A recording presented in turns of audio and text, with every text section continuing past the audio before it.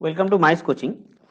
আজকে আমাদের life science part 4 নিয়ে এমসিকিউ এর মাধ্যমে আলোচনা করব এবং সেখানে তিনটে খুব গুরুত্বপূর্ণ চ্যাপ্টার, একটা হচ্ছে জনন ও বংশগতি, অন্যটা হচ্ছে অভিযোজন এবং অভিব্যক্তি, আর শেষে আমরা 10টা কোশ্চেন রেখেছি। সেখানে কি বিভিন্ন যে রোগ এবং তার চিকিৎসা, এই জিনিসগুলো আমরা রেখেছি। এবং এই যে তিনটে চ্যাপ্টার আছে, তিনটে চ্যাপ্টারের মধ্যে তোমার জনন বংশগতি এই চ্যাপ্টার থেকে আমরা দেখেছি প্রতিটা এক্সামে একটা থেকে দুটো কোশ্চেন আসে, কিন্তু কোশ্চেন গুলোকে অ্যাটেন্ড করে না। কারণ কোশ্চেন গুলো কি না, মানুষ আমরা কি করি না, প্রথম দিকে চ্যাপ্টার গুলো বলি, এগুলো শেষের চ্যাপ্টার, এই চ্যাপ্টার গুলো ততটা গুরুত্ব দিই না।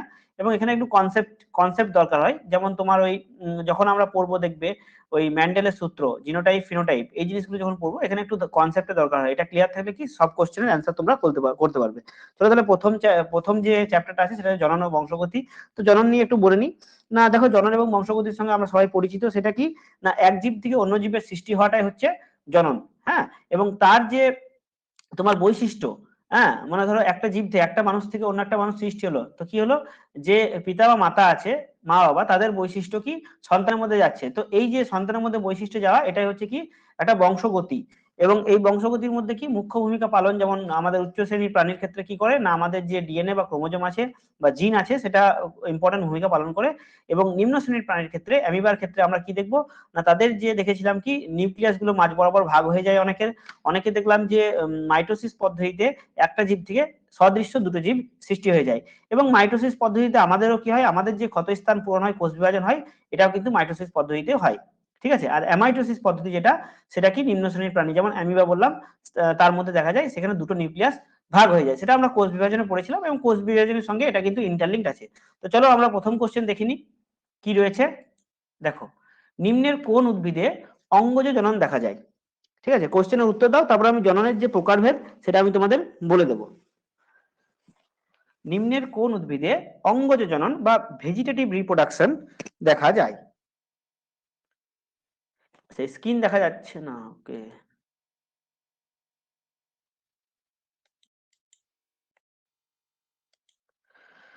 তাহলে নিম্নের কোন উদ্ভিদে অঙ্গজ জনন দেখা যায়, প্রথম কোশ্চেন আমাদের। ঠিক আছে, দেখি। আচ্ছা দেখো, অনেকে অ্যান্সার কি দিয়েছো, একজন, দুজন, তিনজন অ্যান্সার দিয়েছো। আরো সবাই অ্যান্সার দাও যারা আছো, তোমরা গেস করো। মনে রাখবে যে আমাদের যে জনন প্রক্রিয়া, সেখানে চারটে মোটামুটি জনন প্রক্রিয়া আছে। প্রধানত দুটো আছে, একটা হচ্ছে যৌন জনন, একটা হচ্ছে অযৌন জনন। তাছাড়াও দুটো আছে, সেটা হচ্ছে অঙ্গজ জনন এবং অপুংজনি বা পার্থেনোজেনেসিস। তো এই যে জননগুলো আমি যখন কোশ্চেনে আসবো তখন একে একে বলবো যে অঙ্গজ জনন কি, তোমার অযৌন জনন কি, যৌন কি এবং অপুংজনি কি। তাহলে প্রথমত জনন ক প্রকারের, সেটা হচ্ছে 4 প্রকারের। তাহলে আমরা বলতে পারি যে 4 টাইপ অফ রিপ্রোডাকশন মানে জনন। ঠিক আছে, একটা কি হচ্ছে 1 নাম্বার, সেটা হচ্ছে অঙ্গজ। সবাই অ্যান্সারটা দেওয়ার চেষ্টা করো। 2 নাম্বার হচ্ছে কি অযৌন বা অ্যাসেক্সুয়াল।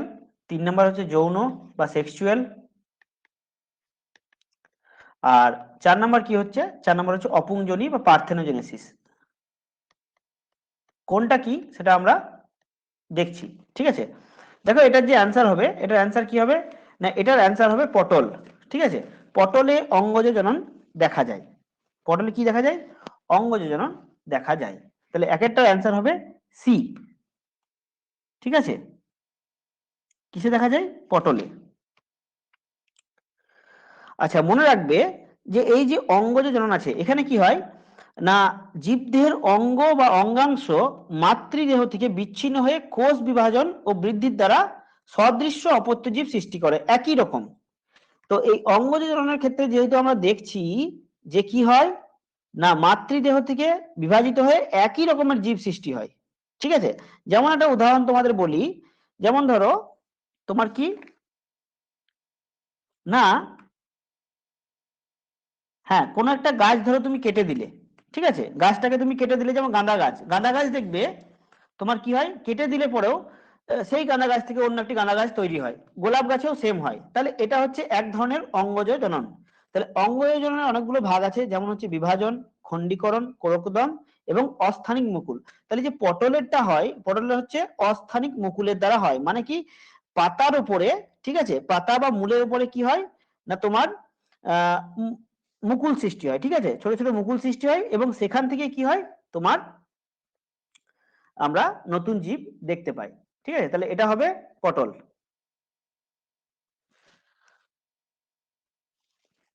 ঠিক আছে, যার শুনতে অসুবিধা হচ্ছে বা সবারই যদি প্রবলেম থাকে সবাই জানাও, এক দুজনের হলে সেক্ষেত্রে তোমার প্রবলেম আছে, তুমি একটু এক্সিট হয়ে ইয়ে করো।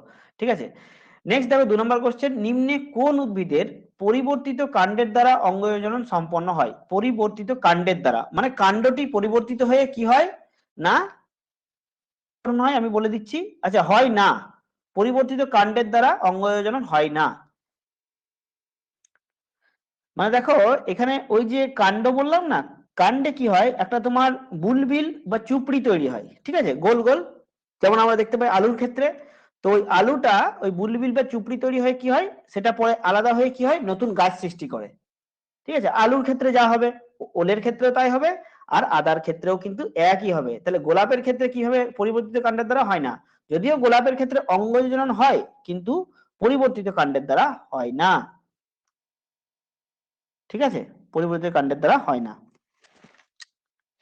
তাহলে এটা কি হবে না, অঙ্গজনন সম্পন্ন হয় না পরিবর্তিত কাণ্ডের দ্বারা, এটা হবে গোলাপ।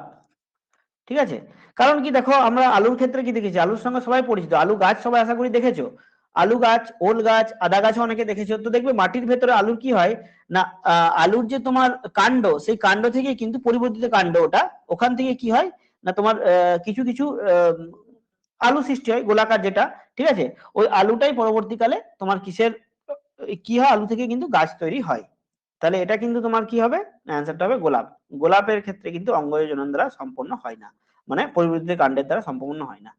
বেশ, নেক্সট দেখো, খণ্ডী ভবনের দ্বারা হুম জনন কি ধরনের জননের একটি ভাগ? খণ্ডী ভবন।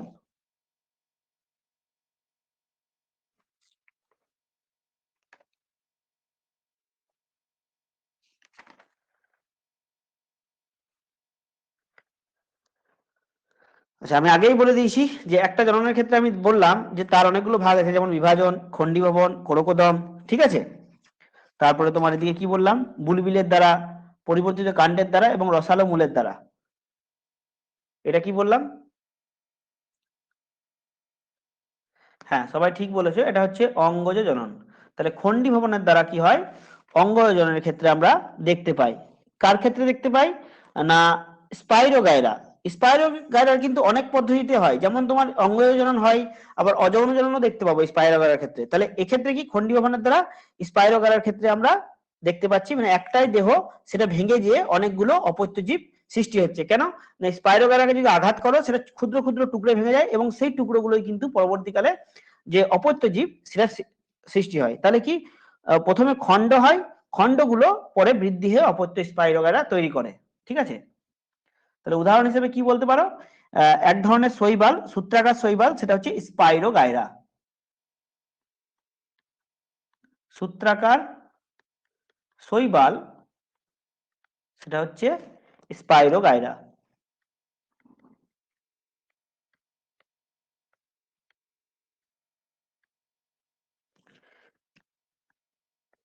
দেহ খণ্ড হয়ে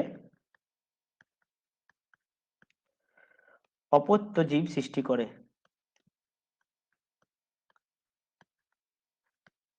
তাহলে দেখো অনেক সময় দেয় এক্সামে যে নিম্নের কোনটি একটি শৈবাল, তাহলে সেখানে স্পাইরোগাইরা হয়তো অপশনে আছে, তাহলে তুমি অপশনটা স্পাইরোগাইরা চুজ করতে পারবে। এটাও দেয় কোনটা শৈবাল কোনটা ছত্রাক, এরকম উদাহরণ দেয়। ঠিক আছে, বেশ। 4 নম্বর দেখো, নিম্নে কোন ধরনের, আচ্ছা নিম্নে কোন ধরনের জননে জননে নতুন বৈশিষ্ট্য সম্পন্ন অপত্য জীব জন্মানোর সম্ভাবনা সব থেকে বেশি? নতুন জীব সম্পন্ন, দেখো কল্পনা করো আমি কি বললাম, যে অঙ্গজ জননের ক্ষেত্রে আমরা দেখতে পাচ্ছি, তুমি বলো দেখবে, তুমি জবা গাছ নিয়ে আসবে, জবা গাছ কেটে বাড়িতে পুঁতলে, ঠিক তো, এবার সেই জবা গাছ থেকে নতুন গাছ তৈরি হলো। এই যে নতুন গাছটা তৈরি হলো, সেই নতুন গাছটা কিন্তু একদম সম্পূর্ণ একই রকম বৈশিষ্ট্য থাকবে, যেটা যেখান থেকে তাকে কাটা হয়েছিল তার মতো, মানে তার মায়ের যে বৈশিষ্ট্য ছিল তার কিন্তু একই রকম বৈশিষ্ট্য থাকবে।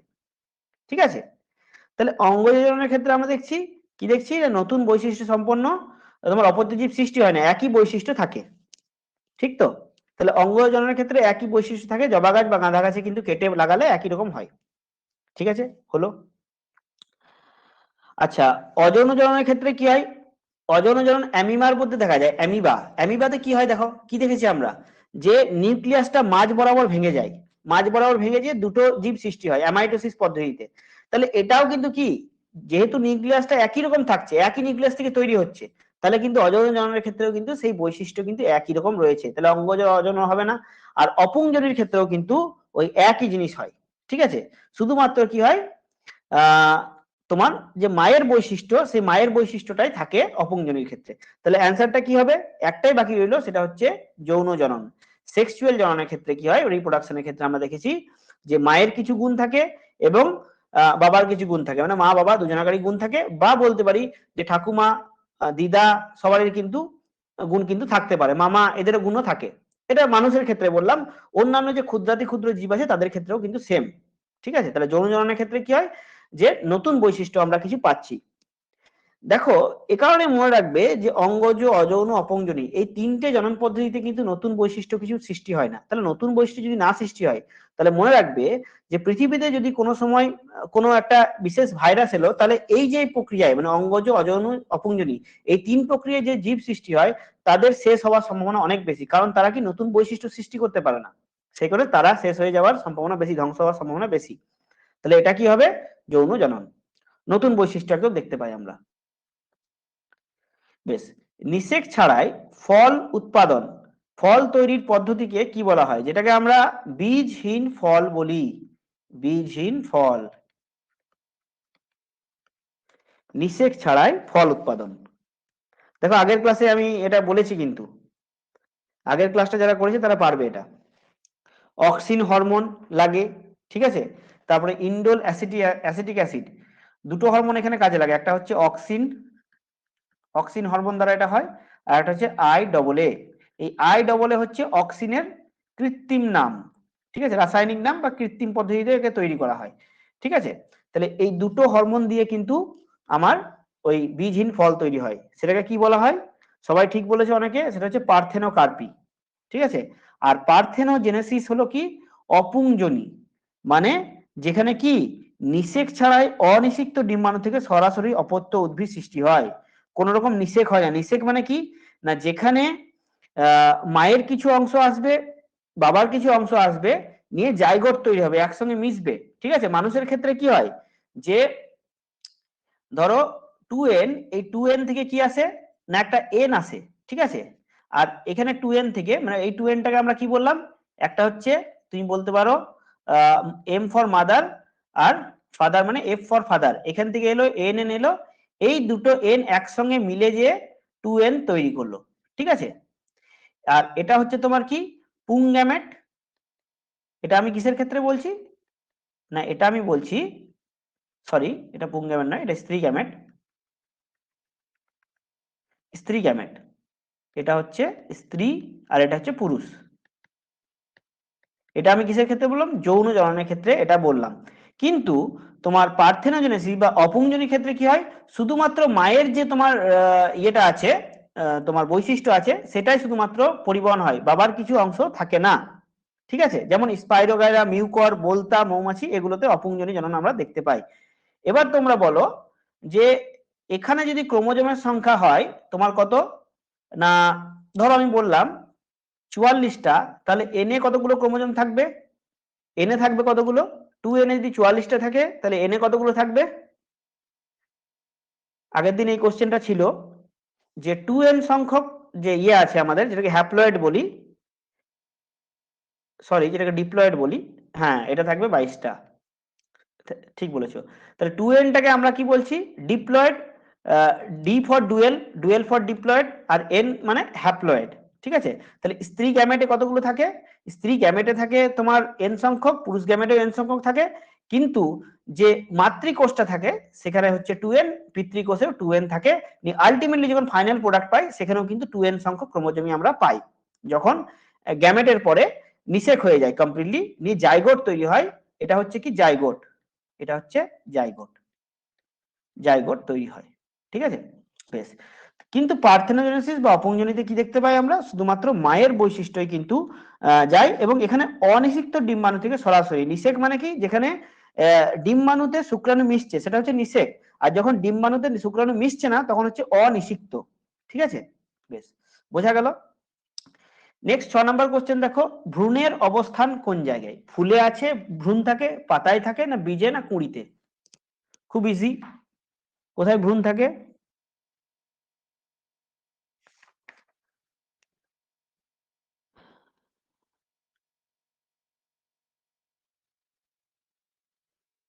বাহ, সবাই ঠিক অ্যান্সার দিয়েছো।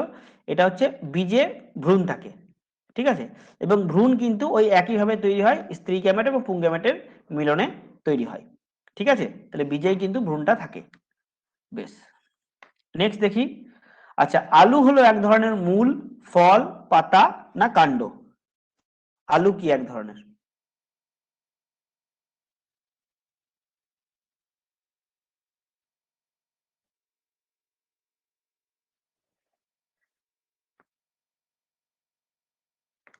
বা সবাই ঠিক বলেছো, আলু হলো এক ধরনের কাণ্ড, এবং এটাকে ইংলিশে যদি বলো তাহলে এটাকে বলবো আমরা টিউবার।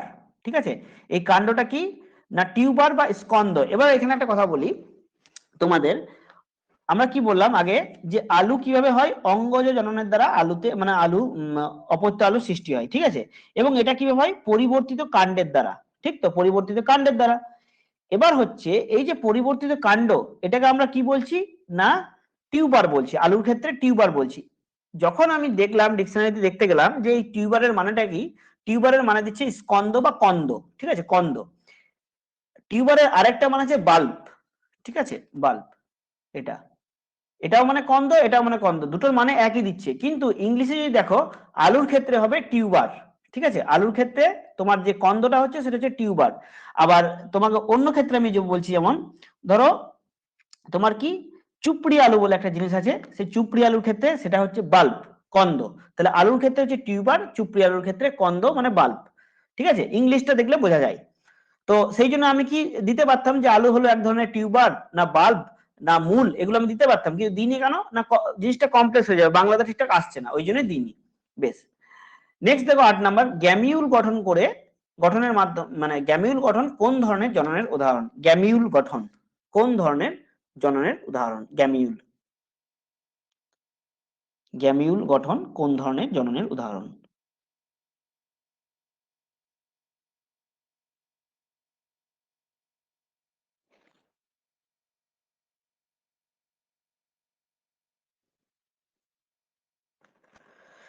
কে কে ঠিক অ্যান্সার দিলে দেখি, কে কে অ্যান্সার দিলে?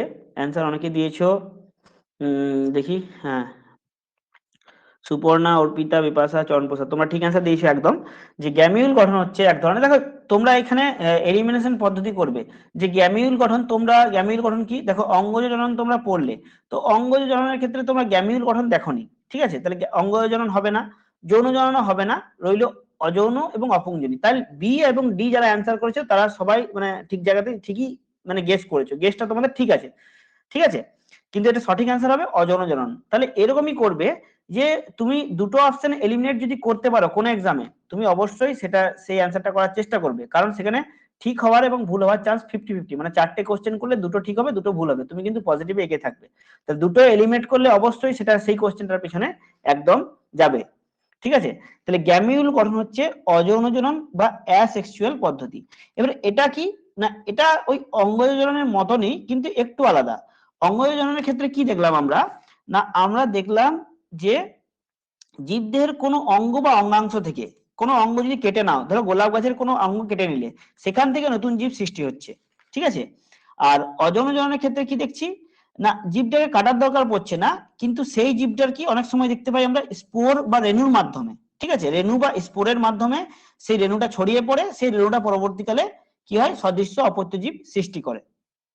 এটা হচ্ছে অযৌন জনন। এখানেও কিন্তু ওই কি নিজের দেহাংশ থেকেই হয়, কিন্তু অঙ্গ কাটার মাধ্যমে হয় না। ঠিক আছে, দেহের একটা অংশ বিচ্ছিন্ন হয়ে যায়, বিচ্ছিন্ন হয়ে এটা তৈরি করে। ঠিক আছে, তাহলে এই যে অযৌন জনন, এখানে 5টা ভাগ আছে টোটাল। কি কি? একটা হচ্ছে বিভাজন, দ্বিতীয় হচ্ছে কোরকদম, তৃতীয় হচ্ছে গ্যামিউল গঠন, 4 নাম্বার পুনরুৎপাদন বা রিজেনারেশন, এবং 5 নাম্বার রেণু উৎপাদন। ঠিক আছে, প্রতিটা ভাগ আমার জানা নেই, জানার দরকার নেই, শুধুমাত্র মনে রাখবে যে গ্যামিউল গঠনের মাধ্যমে কাদের হয়, তোমার জনন হয়, সেটা হচ্ছে তোমার স্পঞ্জ। ঠিক আছে, স্পঞ্জের গ্যামিউল গঠন। স্পঞ্জের ক্ষেত্রে আমরা দেখতে পাই গ্যামিউল গঠন, স্পঞ্জের ক্ষেত্রে গ্যামিউল গঠন। আর একটা মনে রাখবে কি না, যে পুনরুৎপাদন বললাম, এই পুনরুৎপাদনও কিন্তু কিসে দেখা যায়, স্পাইরোগারে দেখা যায় আর স্পঞ্জে দেখা যায়। আর কোরকোদম দেখা যায়, কোরকোদম প্রক্রিয়ায় অযৌন জনন, সেটা হচ্ছে হাইড্রা। মনে রাখবে কোরকোদম বা বার্ড তৈরি হয়। ঠিক আছে, বার্ড মানে কি, ধরো এই গাছটা আছে, এখানে একটা গাছ বা উদ্ভিদ বা প্রাণী যা কিছু আছে, তার সাইডে একটা এরকম সৃষ্টি হলো, কোরক সৃষ্টি হলো, পরে এই কোরকটা বিচ্ছিন্ন হয়ে নতুন একটা তোমার কি করলো, তোমার জীব সৃষ্টি করলো, এটা হচ্ছে কোরকোদম। ঠিক আছে, বেশ, তাহলে কোরকদম প্রক্রিয়ায় কি হয়, সেটা হচ্ছে মনে রাখবে হাইড্রা।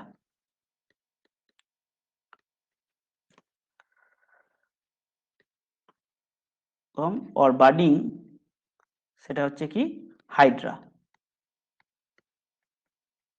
হাইড্রাতে হয় কোরকোদম প্রক্রিয়ায়, এবং কোরকোদম ব্র্যাকেটে কি অযৌন, কারণ কোরকোদম প্রক্রিয়া যেটা বার্ডিং প্রক্রিয়া, সেটা আমরা অঙ্গজ জননের ক্ষেত্রেও দেখলাম। তাহলে কোরকোদম হয়ে গেল হাইড্রা, আর গ্যামিউল গঠন হয়ে গেল স্পঞ্জ। ঠিক আছে, গ্যামিউল হয়ে গেল স্পঞ্জ। ঠিক আছে, বেশ। আর বিভাজন পদ্ধতিতে কার দেখা যায়, সেটা হচ্ছে অ্যামিবা, প্যারামেসিয়াম এবং ইউগ্লিনা। এদের ক্ষেত্রে বিভাজন পদ্ধতিতে দেখা যায়। কি হয় না, ওই যে নিউক্লিয়াসটা থাকে, সেই নিউক্লিয়াসটা মাঝ বরাবর ভেঙে গিয়ে তোমার অপত্যজীব সৃষ্টি করে, দুটি অপত্যজীব সৃষ্টি করে। বেশ, নেক্সট কোশ্চেন দেখি কি আছে। নিম্নের কোন প্রাণীটি রিজেনারেশন বা পুনরুৎপাদনের মাধ্যমে বংশ বিস্তার করে? দেখো এখনই বললাম যে পুনরুৎপাদনের মাধ্যমে কে করে।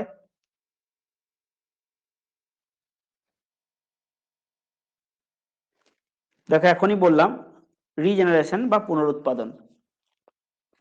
এই রিজেনারেশন বা পুনরুৎপাদন হচ্ছে একটা কি তোমার অযৌন জননের উদাহরণ, অ্যাসেক্সুয়াল জননের উদাহরণ। এর আগে আমি বলে দিলাম রিজেনারেশন কার হয়।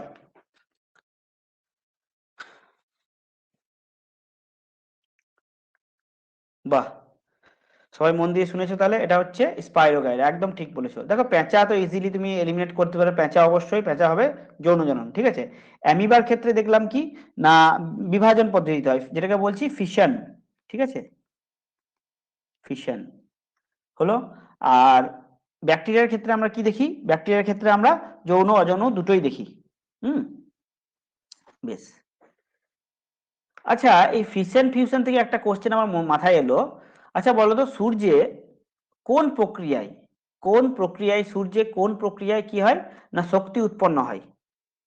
সূর্যে কোন প্রক্রিয়ায় শক্তি উৎপন্ন হয়, ফিশন না ফিউশন? সূর্যে কোন প্রক্রিয়ায় শক্তি উৎপন্ন হয়, ফিশন না ফিউশন? ফিশন মানে বিভাজন, আর ফিউশন মানে হচ্ছে কি সংযোজন। বাহ, নিউক্লিয়ার ফিউশন, একদম ঠিক বলেছো। এটা হয় কি ফিউশন প্রক্রিয়ায়, তোমার মানে দুটো হাইড্রোজেন একসঙ্গে ফিউজড করে হিলিয়াম তৈরি করে, তারপরে এনার্জি তৈরি হয়। ঠিক আছে, বেশ। আর মনে রাখবে যে অ্যাটমিক তোমার থাকে, যে অ্যাটম বোমাগুলো থাকে, সেখানে কিন্তু বিভাজন হয়, ফিউশন হয়, এই ফিশন হয়। আর ফিউশন কিন্তু, ফিউশনে যে এনার্জির পরিমাণ সেটা ফিশনের থেকে অনেক বেশি। কিন্তু ফিউশনের একটা ড্রব্যাক হলো যে ফিউশন হওয়ার আগে তার যে এনার্জির প্রয়োজন সেটা একমাত্র ফিশনই দিতে পারে, মানে বিভাজন প্রক্রিয়ায় তাকে সেই পরিমাণ এনার্জি সাপ্লাই করতে পারে। সেই কারণে কি মানে খুব ভালোভাবে আমরা কি ফিউশন ঘটাতে পারি না। একটা মানে তোমার কি বলবো, আহ যেটাকে বলা হয় যে হ্যাঁ, মানে কোনো রকম বিপদ না ঘটিয়ে, কোনো কিছু না ঘটিয়ে কন্ট্রোল ওয়েতে ফিউশন করানো মুশকিল হয় আমাদের পক্ষে। ঠিক আছে, বেশ। এরপর দেখো অযৌন জননের একক হলো কি, অযৌন জননের একক হলো কি? যৌন জননের একক কি সেটা তোমরাই বলবে, এবং অযৌন জননের এককটা কি? বাহ, চরণপ্রসাদ, অর্পিতা, বিপাশা, সুপর্ণা, বৈশাখী, বাসন্তী, সবাই ঠিক বলেছো। এটা হচ্ছে স্পোর বা রেণু হচ্ছে অযৌন জননের একক। আচ্ছা বলো তো, যৌন জননের এককটা কি হবে? এই অপশনের মধ্যেই আছে, গ্যামেট, একদম ঠিক। এর একক হচ্ছে গ্যামেট। তাহলে এটা হচ্ছে আহ জননের একক।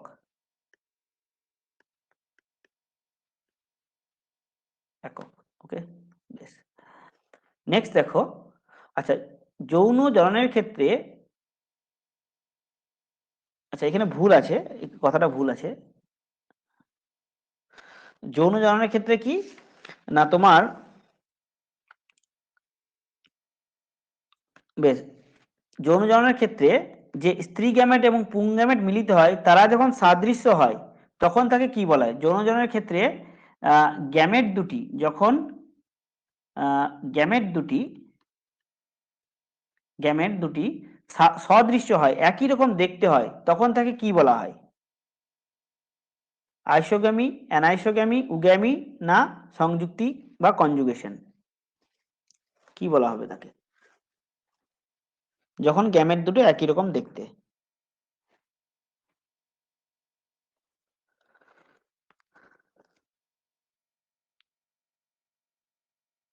বাহ, সবাই ঠিক দিয়েছে অ্যান্সার। এটা হচ্ছে আইসোগ্যামি।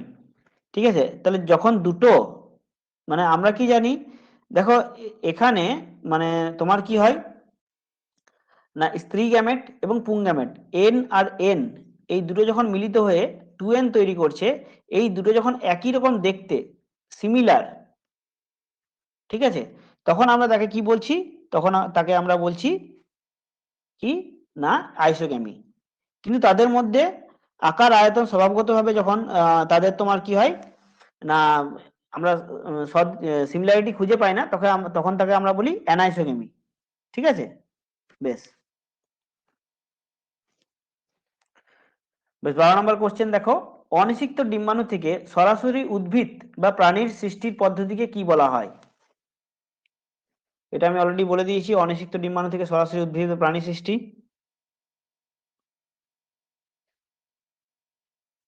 কি বলা হয় তাকে?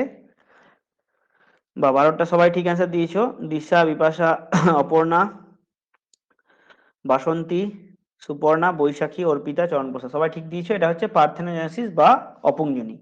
যখন কি না তোমার তোমার ডিম্বাণুটা যখন নিষেক হয় না, নিষেক ছাড়াই যখন অপত্য জীব সৃষ্টি হয়। এবারে নিষেক ছাড়াই যখন অপত্য জীব সৃষ্টি হবে, তখন দেখো সেখানে শুক্রাণু থাকছে না, তাহলে ডিম্বাণুর বৈশিষ্ট্য কিন্তু ক্যারি করবে, মানে মায়ের যে বৈশিষ্ট্য সেই বৈশিষ্ট্য কিন্তু সন্তানের মধ্যে থাকবে। ঠিক আছে, তো সেটাই হচ্ছে কি পার্থেনোজেনেসিস বা তোমার অপুংজনি। বেশ,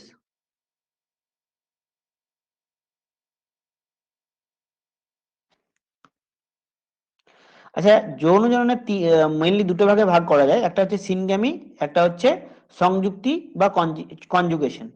ঠিক আছে, সিনগ্যামির ক্ষেত্রে আমরা দেখলাম কি না সম্পূর্ণভাবে এবং স্থায়ীভাবে পুরুষ এবং স্ত্রী গ্যামেটের মিলন হয়। কিন্তু সংযুক্তির ক্ষেত্রে আমরা কি দেখব না, শুধুমাত্র তাদের নিউক্লিয় পদার্থের, নিউক্লিয় পদার্থ মানে কি আরএনএ এবং ডিএনএ বা নিউক্লিয়াস, এদের মিলনের ফলে যে তোমার নতুন জীবের সৃষ্টি হয় সেটা হচ্ছে কনজুগেশন বা সংযুক্তি।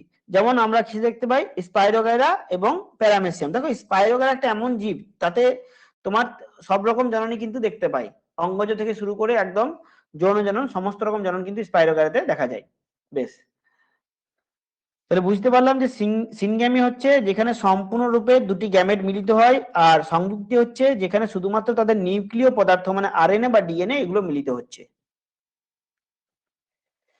আচ্ছা এবার দেখো আমরা এখানে ইয়ের কোশ্চেন গুলো করে নিলাম, এবার আসছে আমার অভিযোজনের কোশ্চেন, অভিব্যক্তির কোশ্চেন। ঠিক আছে, কাকে জিন তত্ত্বের জনক বলা হয়? কাকে জিন তত্ত্বের জনক বলা হয়?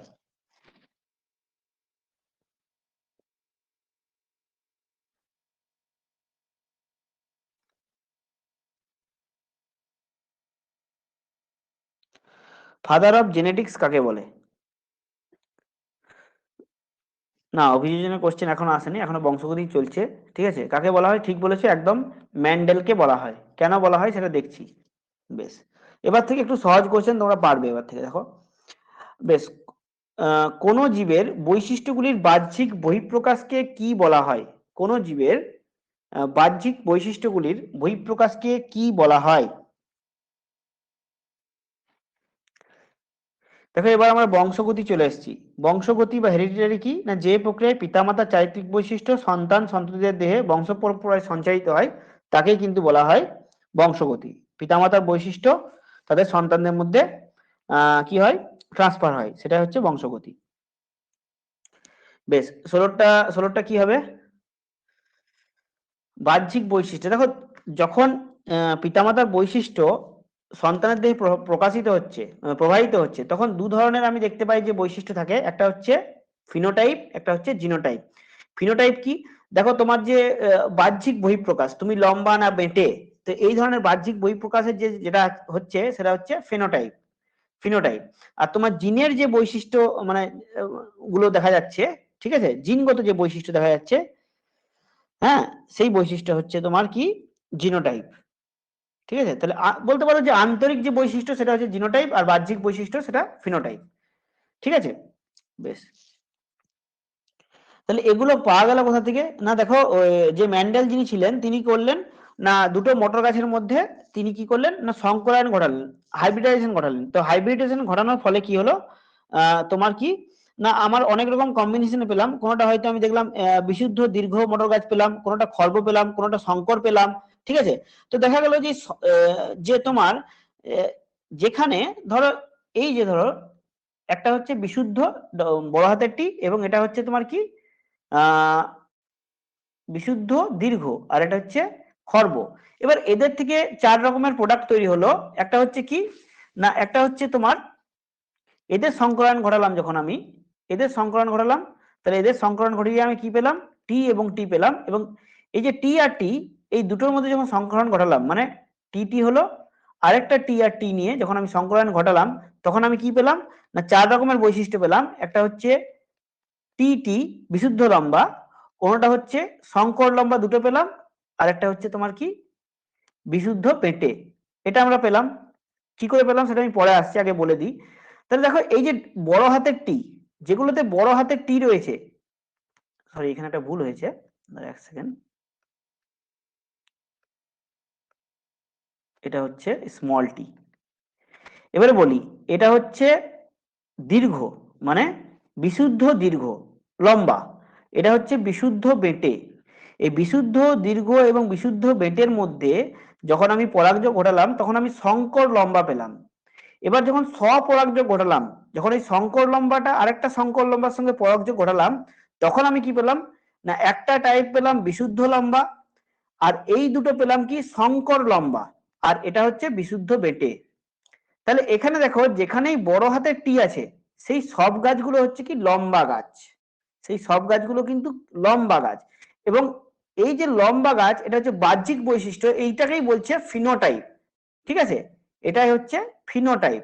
আর এই যে ছোট গাছটা পেলাম, এটা হচ্ছে কি না তোমার, হ্যাঁ, এই বিশুদ্ধ লম্বা। দেখো, এই বিশুদ্ধ লম্বা, এই বিশুদ্ধ লম্বা যেটা রয়েছে, বিশুদ্ধ লম্বা বিশুদ্ধ খর্ব, এই দুটো হচ্ছে জিনোটাইপ।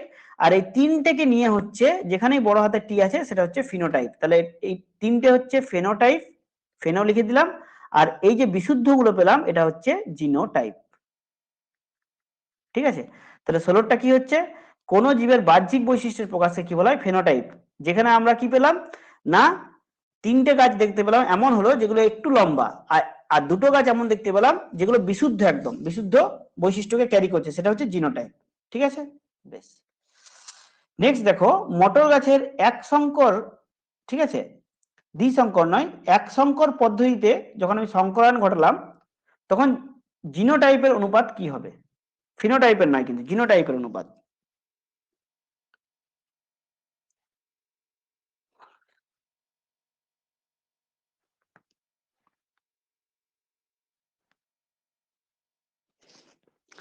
জিনোটাইপের অনুপাত কি হবে? আগেরটা থেকে, আগেরটা যেটা দেখালাম সেটা থেকে তোমরা বলতে পারবে। আমি আরেকবার ছকটা করে দিচ্ছি, এখানে দেখো, টি, ঠিক আছে, টি টি, এই দুটোকে মিলিয়ে কি হলো, টি এবং টি হলো, এর আমি স্বপরাগযোগ ঘটালাম, পরাগ যোগ। ঠিক আছে, তাহলে সেটাকে যদি টেবিল করে আমি লিখি, তাহলে হবে কি না, টি এবং টি, টেবিল করে যদি আমি লিখি, তাহলে হবে টি অ্যান্ড টি, এখানে গেল একটা, আর এই দিকে টি এবং টি। ঠিক আছে, তাহলে কি হবে না, দেখো, এই টি এবং এই টি দুটোকে গুণ করলে কি পেলাম? টি টি পেলাম। এই যে টি রয়েছে আর এই টিকে গুণ করলে টি টি, আর এই টি আর স্মল টি মানে বড় টি ক্যাপিটাল টি এবং স্মল টি গুণ করলে আমি কি পেলাম, শঙ্কর পেলাম। আর দুটো স্মল টি কে পেলাম আমি টি। ঠিক আছে, তাহলে দেখো এখানে যদি আমি ফিনোটাইপের অনুপাত বলি সেটা কত হবে আর জিনোটাইপের অনুপাত কত হবে। তো জিনোটাইপের অনুপাত কি হবে, যেগুলো বিশুদ্ধ রয়েছে এই দুটো বিশুদ্ধ, এটা হচ্ছে তোমার জিনোটাইপ। ঠিক আছে, আর স্মল টি আর ক্যাপিটাল টি যেখানে রয়েছে সেটা হচ্ছে ফিনোটাইপ। তাহলে কি হবে জিনোটাইপের মধ্যে 1:2:1।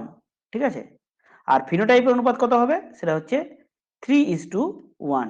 মনে রাখবে দুটো অনুপাত কিন্তু দেয়। তাহলে জিনোটাইপ হচ্ছে যেখানে কি দেখছি আমি, যে যে বিশুদ্ধ বৈশিষ্ট্যগুলো ক্যারি করছে সেই দুটো, আর যেটা সংকর রয়েছে সেটা আলাদা করে লিখলাম আমি। আর ফিনোটাইপের ক্ষেত্রে যে ক্যাপিটাল টি যেখানে রয়েছে সেইটাই হচ্ছে তোমার কি না ফিনোটাইপের অনুপাত 3:1।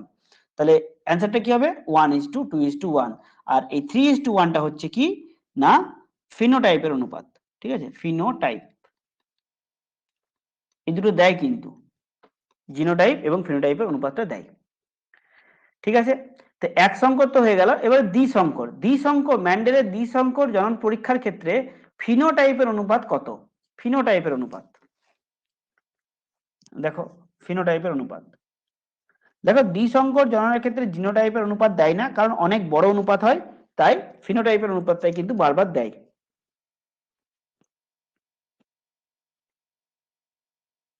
দ্বিসংকরের ক্ষেত্রে কি না, উপরেরটা দেখলাম এক সংকরের ক্ষেত্রে একটা বৈশিষ্ট্য, মানে তোমার লম্বা মটর গাছ বা বিশুদ্ধ বেটে মটর গাছ, বিশুদ্ধ লম্বা বিশুদ্ধ বেটে, এক্ষেত্রে আমরা দেখব যে লম্বা আছে তার সঙ্গে আরেকটা কিছু বৈশিষ্ট্য আছে। যেমন গিনিপিগের ক্ষেত্রে, গিনিপিগের ক্ষেত্রে কি দেখবো না তোমার যে দ্বিসংকর যেটা, সেক্ষেত্রে কি দেখবো আমি গিনিপিগের ক্ষেত্রে বিশুদ্ধ কালো ও অমসৃণ গিনিপিগ ও বিশুদ্ধ সাদা মসৃণ গিনিপিগ, মানে দ্বিসংকরের ক্ষেত্রে দুটো বৈশিষ্ট্য, এক সংকরের ক্ষেত্রে একটা বৈশিষ্ট্য। অনুপাতটা কত হবে, অনুপাতটা হচ্ছে সবাই ঠিক অ্যান্সার দিয়েছো, সেটা হচ্ছে 9:3:1। ঠিক আছে, 9:3:3:1। আচ্ছা আচ্ছা, কেউ ইয়ের অনুপাতটা বলতে পারবে যে জিনোটাইপের অনুপাতটা কি হবে, কেউ বলতে পারবে? জিনোটাইপের অনেক বড় অনুপাত হবে, কি অনুপাত হবে জিনোটাইপটা, কেউ বলতে পারবে? দেখো ওটা বলে দিচ্ছি আমি, জিনোটাইপের অনুপাত কি হবে, অনেক বড় অনুপাত। ঠিক আছে, সেটা হবে 1:2:2:4:1:2:1:2:1। দেখো এত বড় কিছু দেয় না, ঠিক আছে, এত বড় জন্য এই যে জিনোটাইপের অনুপাতটা কিন্তু দেয় না, শুধুমাত্র ফিনোটাইপের অনুপাতটা দেয়। তাহলে এক সংকরের ক্ষেত্রে জিনোটাইপ ফিনোটাইপ দুটো মনে রাখবো, দ্বিসংকরের ক্ষেত্রে শুধুমাত্র ফিনোটাইপটা মনে রাখবো। ঠিক আছে, বেশ। এরপর দেখো তোমরা বুদ্ধি খাটাও, এক সংকর দীর্ঘ, এক সংকর দীর্ঘ এবং একটি বিশুদ্ধ খর্ব। আচ্ছা, এটা সংকর দীর্ঘ মনে রাখবে, একটি সংকর দীর্ঘ এবং একটি বিশুদ্ধ খর্ব গাছের মধ্যে সংকরায়ন হলে তার থেকে উৎপন্ন মটর গাছগুলি কেমন হবে। ওই বোর্ড তৈরি করো তাহলে বুঝতে পারবে। টি আর টি নাও, আর এদিকে তোমার কি নেবে, টি আর টি নাও, তাহলে কি হবে টি টি। ঠিক আছে, এই টিটার সঙ্গে এই টিটা গুণ হলো, আবার এই স্মল টি এর সঙ্গে এই যে স্মল ইয়ের গুণ হবে, ক্যাপিটাল টি হবে, এখানে টি টি এবং এখানে টি টি। তাহলে দেখো কি পেলাম আমি, ঠিক। তাহলে এই যে দুটো আছে এইটা হচ্ছে তোমার বিশুদ্ধ খর্ব, আর এই দুটো কি হচ্ছে তোমার সংকর দীর্ঘ। যদি শুধুমাত্র দীর্ঘ দিত তা হতো, যে 50% দীর্ঘ 50% খর্ব তা হতো। ঠিক আছে, কারণ দুটো আমি বিশুদ্ধ খর্ব পেয়ে গেছি, তাহলে কি হবে অপশন সি, 50% সংকর দীর্ঘ 50% খর্ব। ঠিক আছে, ভেরি গুড, তোমরা সবাই অ্যান্সার আগেই দিয়েছো, তো ঠিক আছে তোমরা ঠিক দিয়েছো একদম, বেশ। 20টা দেখো, মানুষের ক্ষেত্রে নিম্নলিখিত গুলির মধ্যে কোনটি একজন স্বাভাবিক পুরুষের ক্ষেত্রে প্রযোজ্য, কোনটি একটি স্বাভাবিক পুরুষের ক্ষেত্রে প্রযোজ্য, একটু ভেবে বলো কোনটি প্রযোজ্য।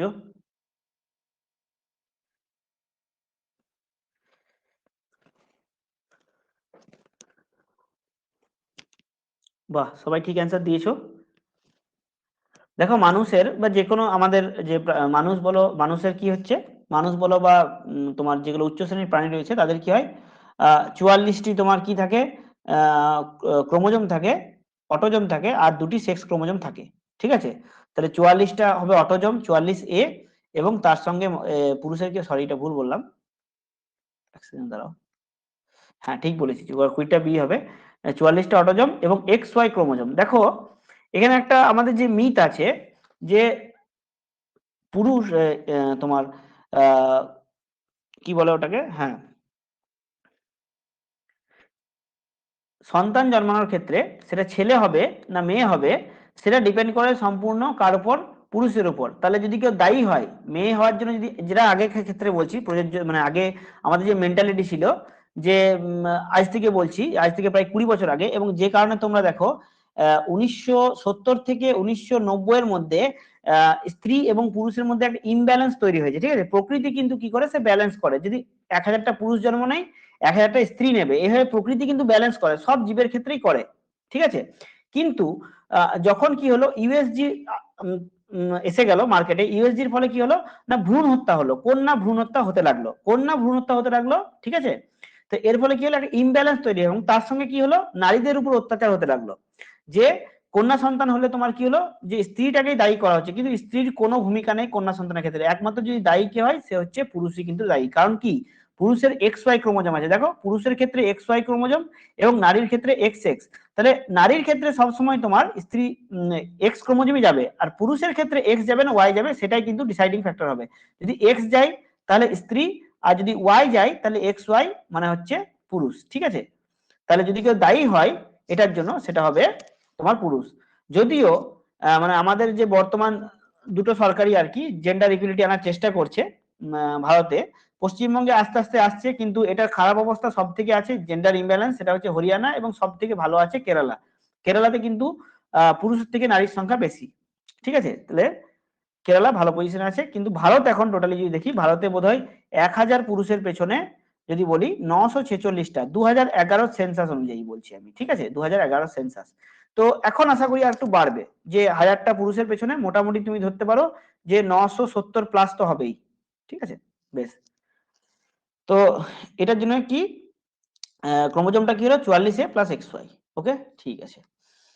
এরপর দেখো মানুষের অ্যাপেন্ডিক্স, হ্যাঁ এবারে আমরা চলে এলাম কি না, চলে এলাম ওই যে অভিব্যক্তি, ঠিক আছে, ইভলিউশন, জৈব বিবর্তন বা অভিব্যক্তি চ্যাপ্টারে চলে এলাম। দেখো মানুষের অ্যাপেন্ডিক্স কোন অঙ্গের একটি নিষ্ক্রিয় রূপ।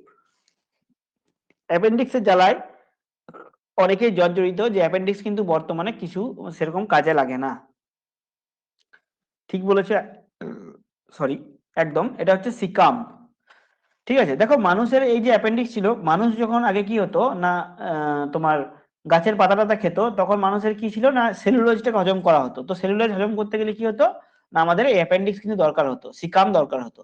তো এটা এখন কাজে লাগে না, এটা অ্যাপেন্ডিক্স মানে কি, অ্যাপেন্ডিক্স মানে হচ্ছে এক্সট্রা, এই এক্সট্রা অঙ্গের উপরে রয়ে গেছে, ঠিক আছে। বেশ, আচ্ছা, অভিব্যক্তি যখন চ্যাপ্টারটা শুরু করলাম তখন অভিব্যক্তি জিনিসটা আমি বলে রাখি, যে কি হয় না, অভিব্যক্তি হচ্ছে কি খুব ধীর গতিতে, মানে ধীরে ধীরে পরিবেশের সঙ্গে খাপ খাওয়ানোর জন্য মানুষের মধ্যে কি হয়, মানুষ বা যে কোনো জীবের মধ্যে পরিবর্তন দেখা দেয়, ঠিক আছে। এবং এই ইভলিউশন প্রক্রিয়াতে কি হলো না, সরল থেকে জটিল জীবের সৃষ্টি হলো। এটাই হচ্ছে তোমার কি ইভলিউশন, বা তোমার বলতে পারো অভিব্যক্তি, বা জৈব বিবর্তন বা অভিব্যক্তি, ঠিক আছে। এরপর দেখো বানরের লেজ মানুষের ক্ষেত্রে কোন নিষ্ক্রিয় অঙ্গে পরিণত হয়েছে, মানে মানুষেরও, মানে বলা হয় যে মানুষের আগে লেজ ছিল, তো সেটা কিসে পরিণত হয়েছে, কোন অঙ্গে পরিণত হয়েছে। মেডুলা, পিস্টিলোড, আহ মেটাকর্পালস, ফেলানেন্স। কি অ্যান্সার দিলে তোমার, সবাই ঠিক দিয়েছে, এটা হচ্ছে কক্সিস, ঠিক আছে, কক্সিসে পরিণত হয়েছে। আচ্ছা, এখানে বলে রাখি যে মানুষের আগে তোমার কি ছিল, আহ উপপল্লব, মানে নিষ্ক্রিয় অঙ্গ ছিল, মানে অঙ্গ ছিল একটা কি উপপল্লব, যেটা এখন বর্তমানে নিষ্ক্রিয় রূপে আছে নিকটিটেটিং পর্দা। মনে রাখবে কিছু কিছু যে নিষ্ক্রিয় অঙ্গের নাম এবং যে অঙ্গের নিষ্ক্রিয় রূপ সেটা আমরা দেখে নিই। নিষ্ক্রিয় অঙ্গের নামটা কি, নিষ্ক্রিয় অঙ্গের নাম এখান থেকে লিখে দিই, তাহলে বুঝতে পারবে তোমরা সুবিধা মতো।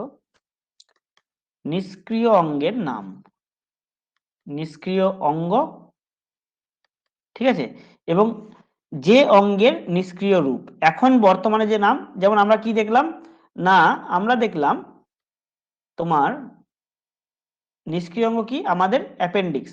তো অ্যাপেন্ডিক্স আগে ছিল কি সিকাম, ঠিক আছে। তাহলে নিষ্ক্রিয় অঙ্গ হচ্ছে অ্যাপেন্ডিক্স, এবং যে অঙ্গের নিষ্ক্রিয় রূপ, যে অঙ্গের নিষ্ক্রিয় রূপ সেটা আমরা দেখব। যে অঙ্গের, আচ্ছা অঙ্গ বারবার ভুল হচ্ছে বানানটা, তরিকা। যে অঙ্গের, যে অঙ্গের নিষ্ক্রিয় অঙ্গের নাম, ঠিক আছে। আর যে অঙ্গের নিষ্ক্রিয় রূপ, নিষ্ক্রিয় রূপ। ওকে, এখানে আমি লিখে দিচ্ছি, দেখো। একটা হচ্ছে তোমার কি, নাম্বার 1 হচ্ছে অ্যাপেন্ডিক্স তো হলো, একটা হচ্ছে উপপল্লব। উপপল্লব মানে যেটা চোখে থাকে, উপপল্লব। নিষ্ক্রিয় অঙ্গের নাম কি, তার নাম হচ্ছে উপপল্লব। আর সেটা আগে কি ছিল, নিকটিটেটিং পর্দা, নিকটিটেটিং পর্দা, নিকটিটেটিং পর্দা। কক্সিসটা হয়ে গেল। 2 নম্বর কি হচ্ছে, আচ্ছা 2 নম্বর বলো। বেশ, নিষ্ক্রিয় ডানা, নিষ্ক্রিয় অঙ্গের নাম কি, নিষ্ক্রিয় ডানা। এটা তোমরা বলো কোন পাখি, নিষ্ক্রিয় ডানা। আর যে অঙ্গের নিষ্ক্রিয় রূপ সেটা হচ্ছে কি, কি দেখলাম, সেটা হচ্ছে সক্রিয় ডানা। এটা কি হবে, সক্রিয় ডানা। মানে আগে ছিল নিষ্ক্রিয় ডানা, বর্তমানে এই আগে ছিল সক্রিয় ডানা। হ্যাঁ, উট পাখি, একদম ঠিক। মানে উট পাখির যে ডানাটা ছিল সেটা আগে ইউজ হতো, বর্তমানে সেটা ইউজ হয় না, ঠিক আছে। তাহলে এর এটা কি হবে, উট পাখি, উট পাখি, ঠিক আছে। উট পাখি এটা উদাহরণ। 3 নম্বর আরেকটা লিখে দিই, সেটা হচ্ছে কি,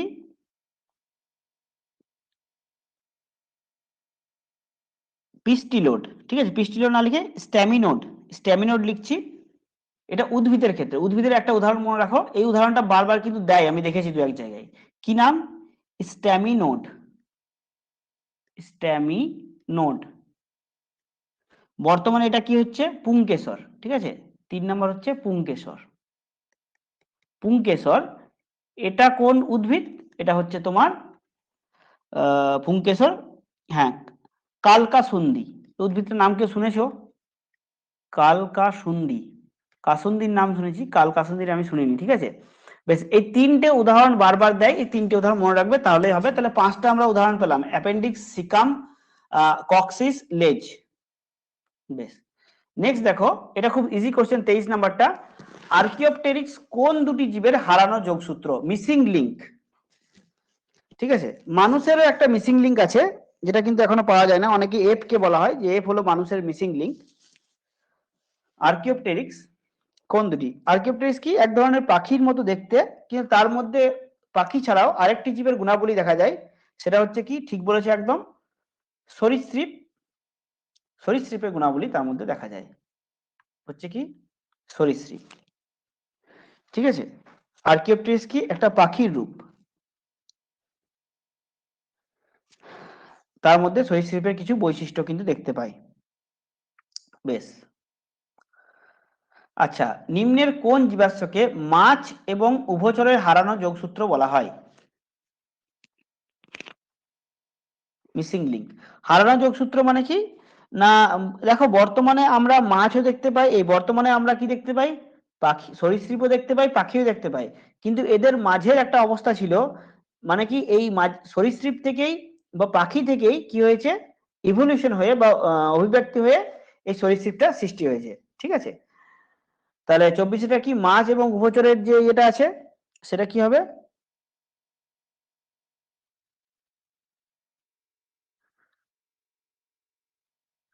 কি অ্যান্সার দিলে সবাই দেখি। হ্যাঁ, সবাই ঠিক দিয়েছো, অনেকে ঠিক দিয়েছো, অনেকে কিছু কিছু অ্যান্সার আসছে, ভুল আসছে, ঠিক আছে। তো ট্রাই করছো তোমরা, ভেরি গুড। বি আর সি এর মধ্যে, বি আর কিসের মধ্যে ট্রাই হয়েছে, এ আর বি এর মধ্যে যারা ট্রাই করছো তারা একদম ঠিক মানে জায়গায় আছো। সেটা হচ্ছে কি, ডিপ্লোভার্টি ব্রন, ঠিক আছে। ডিপ্লোভার্টি ব্রন হচ্ছে তোমার কি, মাছ ও উভচরের তোমার মিসিং লিংক, ঠিক আছে। আর স্যামুরিয়া হচ্ছে কি না, স্যামুরিয়া হচ্ছে উভচর থেকে সরীসৃপ, উভচর ও সরীসৃপ। তাহলে স্যামুরিয়া হচ্ছে কি, উভচর ও তোমার কি, সরীসৃপ, সরীসৃপ, ঠিক আছে। আর ইয়ের ক্ষেত্রে কি হচ্ছে না, টেরিডোস্পার্ম যে আছে, এই হ্যাঁ টেরিডোস্পার্ম হচ্ছে কি না ফার্ন ও ব্যক্তবীজী জিমনোস্পার্ম, যাদের তোমার কি বীজটা দেখা যায়, ঠিক আছে। ব্যক্তবীজী মানে কি যারা নিজে থেকে ব্যক্ত করে, আর গুপ্ত মানে যারা বীজটাকে লুকিয়ে রাখে। তো ফার্ন ও ব্যক্তবীজীর যে বৈশিষ্ট্য সেটা হচ্ছে টেরিডোস্পার্ম। কি কি না ফার্ন ও ব্যক্তবীজী, ব্যক্তবীজী, ঠিক আছে। বেশ, ওকে, চলো নেক্সট দেখি। নিম্নের কোনটি একটি জীবস্ব জীবন্ত জীবাশ্মের উদাহরণ? ঠিক আছে, জীবন্ত জীবাশ্মের উদাহরণ নিম্নের কোনটি? খুব ইজি কোশ্চেন। জীবন্ত জীবাশ্মের উদাহরণ কোনটি বলো? জীবন্ত জীবাশ্ম কি সবাই আশা করি জানো, যে জীবাশ্ম কথার অর্থ হচ্ছে কি না, যেমন আর্কিওপ্টেরিক্স বললাম, যে আর্কিওপ্টেরিক্স এর জীবাশ্ম পাওয়া গেছে, মানে তার কোনো না কোনো অংশ বা ছাপ কিছুতে পাওয়া গেছে, ঠিক আছে। আর জীবন্ত জীবাশ্ম হচ্ছে সেইগুলোই যে জীবগুলো বহু প্রাচীন কাল থেকে সৃষ্টি হয়েছে, কিন্তু তারা কোনো রকম বিবর্তন ছাড়া এখনো পর্যন্ত পৃথিবীতে টিকে রয়েছে, সেটা হচ্ছে জীবন্ত জীবাশ্ম। আশা করি সবাই ঠিক অ্যান্সার দেবে। একদম ঠিক দিয়েছো, সেটা হচ্ছে পেরিপেটাস, ঠিক আছে। পেরিপেটাস কিন্তু একই রকমের আছে, ঠিক আছে। পেরিপেটাস হচ্ছে জীবন্ত জীবাশ্মের একটা উদাহরণ। আচ্ছা বেশ, নিম্নের কোন উদ্ভিদটি জীবন্ত জীবাশ্মের উদাহরণ? নিম্নের কোন উদ্ভিদটি জীবন্ত জীবাশ্মের উদাহরণ? উদ্ভিদটির নাম বলো।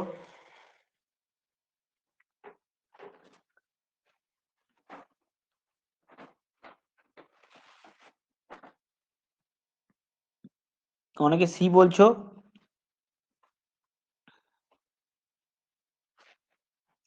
আচ্ছা, লিমিউলাস যারা বলছো তাদেরকে বলি, লিমিউলাস মানে হচ্ছে রাজ কাঁকড়া, ঠিক আছে। লিমিউলাস হচ্ছে রাজ কাঁকড়া। এরপর তোমরা অ্যান্সারটা দাও। 26-এরটা অনেকে সি বলছো, লিমিউলাস মানে হচ্ছে রাজ কাঁকড়া। এবার তোমাদের অ্যান্সারটাকে মডিফাই করো তোমরা, এবার তোমরা মডিফাই করতে পারো। স্ফেনোডন কিসের নাম? জীবেরই নাম। সিরাকান্ত এক ধরনের কিসের নাম? না তোমার মাছের নাম। তাহলে আমরা কি দেখলাম যে স্ফেনোডন, লিমিউলাস, সিলাকান্ত এগুলো জীব। তাহলে একমাত্র জীবন্ত জীবাশ্মের উদাহরণ সেটা হচ্ছে ইকুইজিটাম। এবার জীবন্ত জীবাশ্মে আসি। জীবন্ত জীবাশ্ম কি বললাম, যে যে সমস্ত জীব সদূর অতীতে উৎপত্তি লাভ করেও কোন রকম পরিবর্তন ছাড়াই এখনো পৃথিবীতে টিকে আছে, ঠিক আছে। এবং তাদের সমসাময়িক জীবের সবারই কি হয়েছে, বিলুপ্ত হয়ে গেছে তারা, সেটা হচ্ছে জীবন্ত জীবাশ্ম। তাহলে কিছু কিছু উদাহরণ আমি বলে দিই। যেমন হচ্ছে শিলাকান্ত, এটা হচ্ছে মাছ, জীবন্ত জীবাশ্ম। লিমিউলাস, এটা হচ্ছে সন্ধিপদ প্রাণী, সন্ধিপদ প্রাণী, ঠিক আছে, সন্ধিপদ, সন্ধিপদ প্রাণী। আচ্ছা, স্ফেনোডন কি হচ্ছে না, স্ফেনোডন হচ্ছে এক ধরনের সরীসৃপ, গিরগিটির মতো দেখতে, সরীসৃপ, ঠিক আছে। ইকুইজিটাম প্রাণী। বাদ কিছু রইলো। আরেকটা খুব ইম্পর্টেন্ট স্তন্যপায়ী পায়ী প্রাণী বাদ রয়ে গেছে, তোমরা সেটা বলতে পারো। সেটা কি হচ্ছে তোমার কি না প্ল্যাটিপাস। আচ্ছা শোনা যাচ্ছে না, সরি।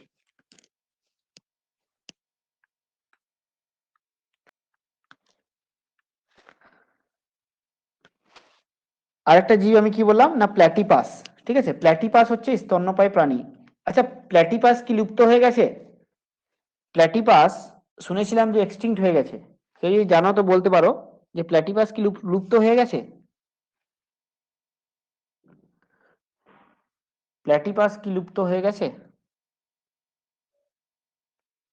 জীবন্ত জীবাশ্ম প্ল্যাটিপাস, প্ল্যাটিপাস, ঠিক আছে। এটা কি না এক ধরনের স্তন্যপায়ী প্রাণী বা ম্যামেল, ঠিক আছে।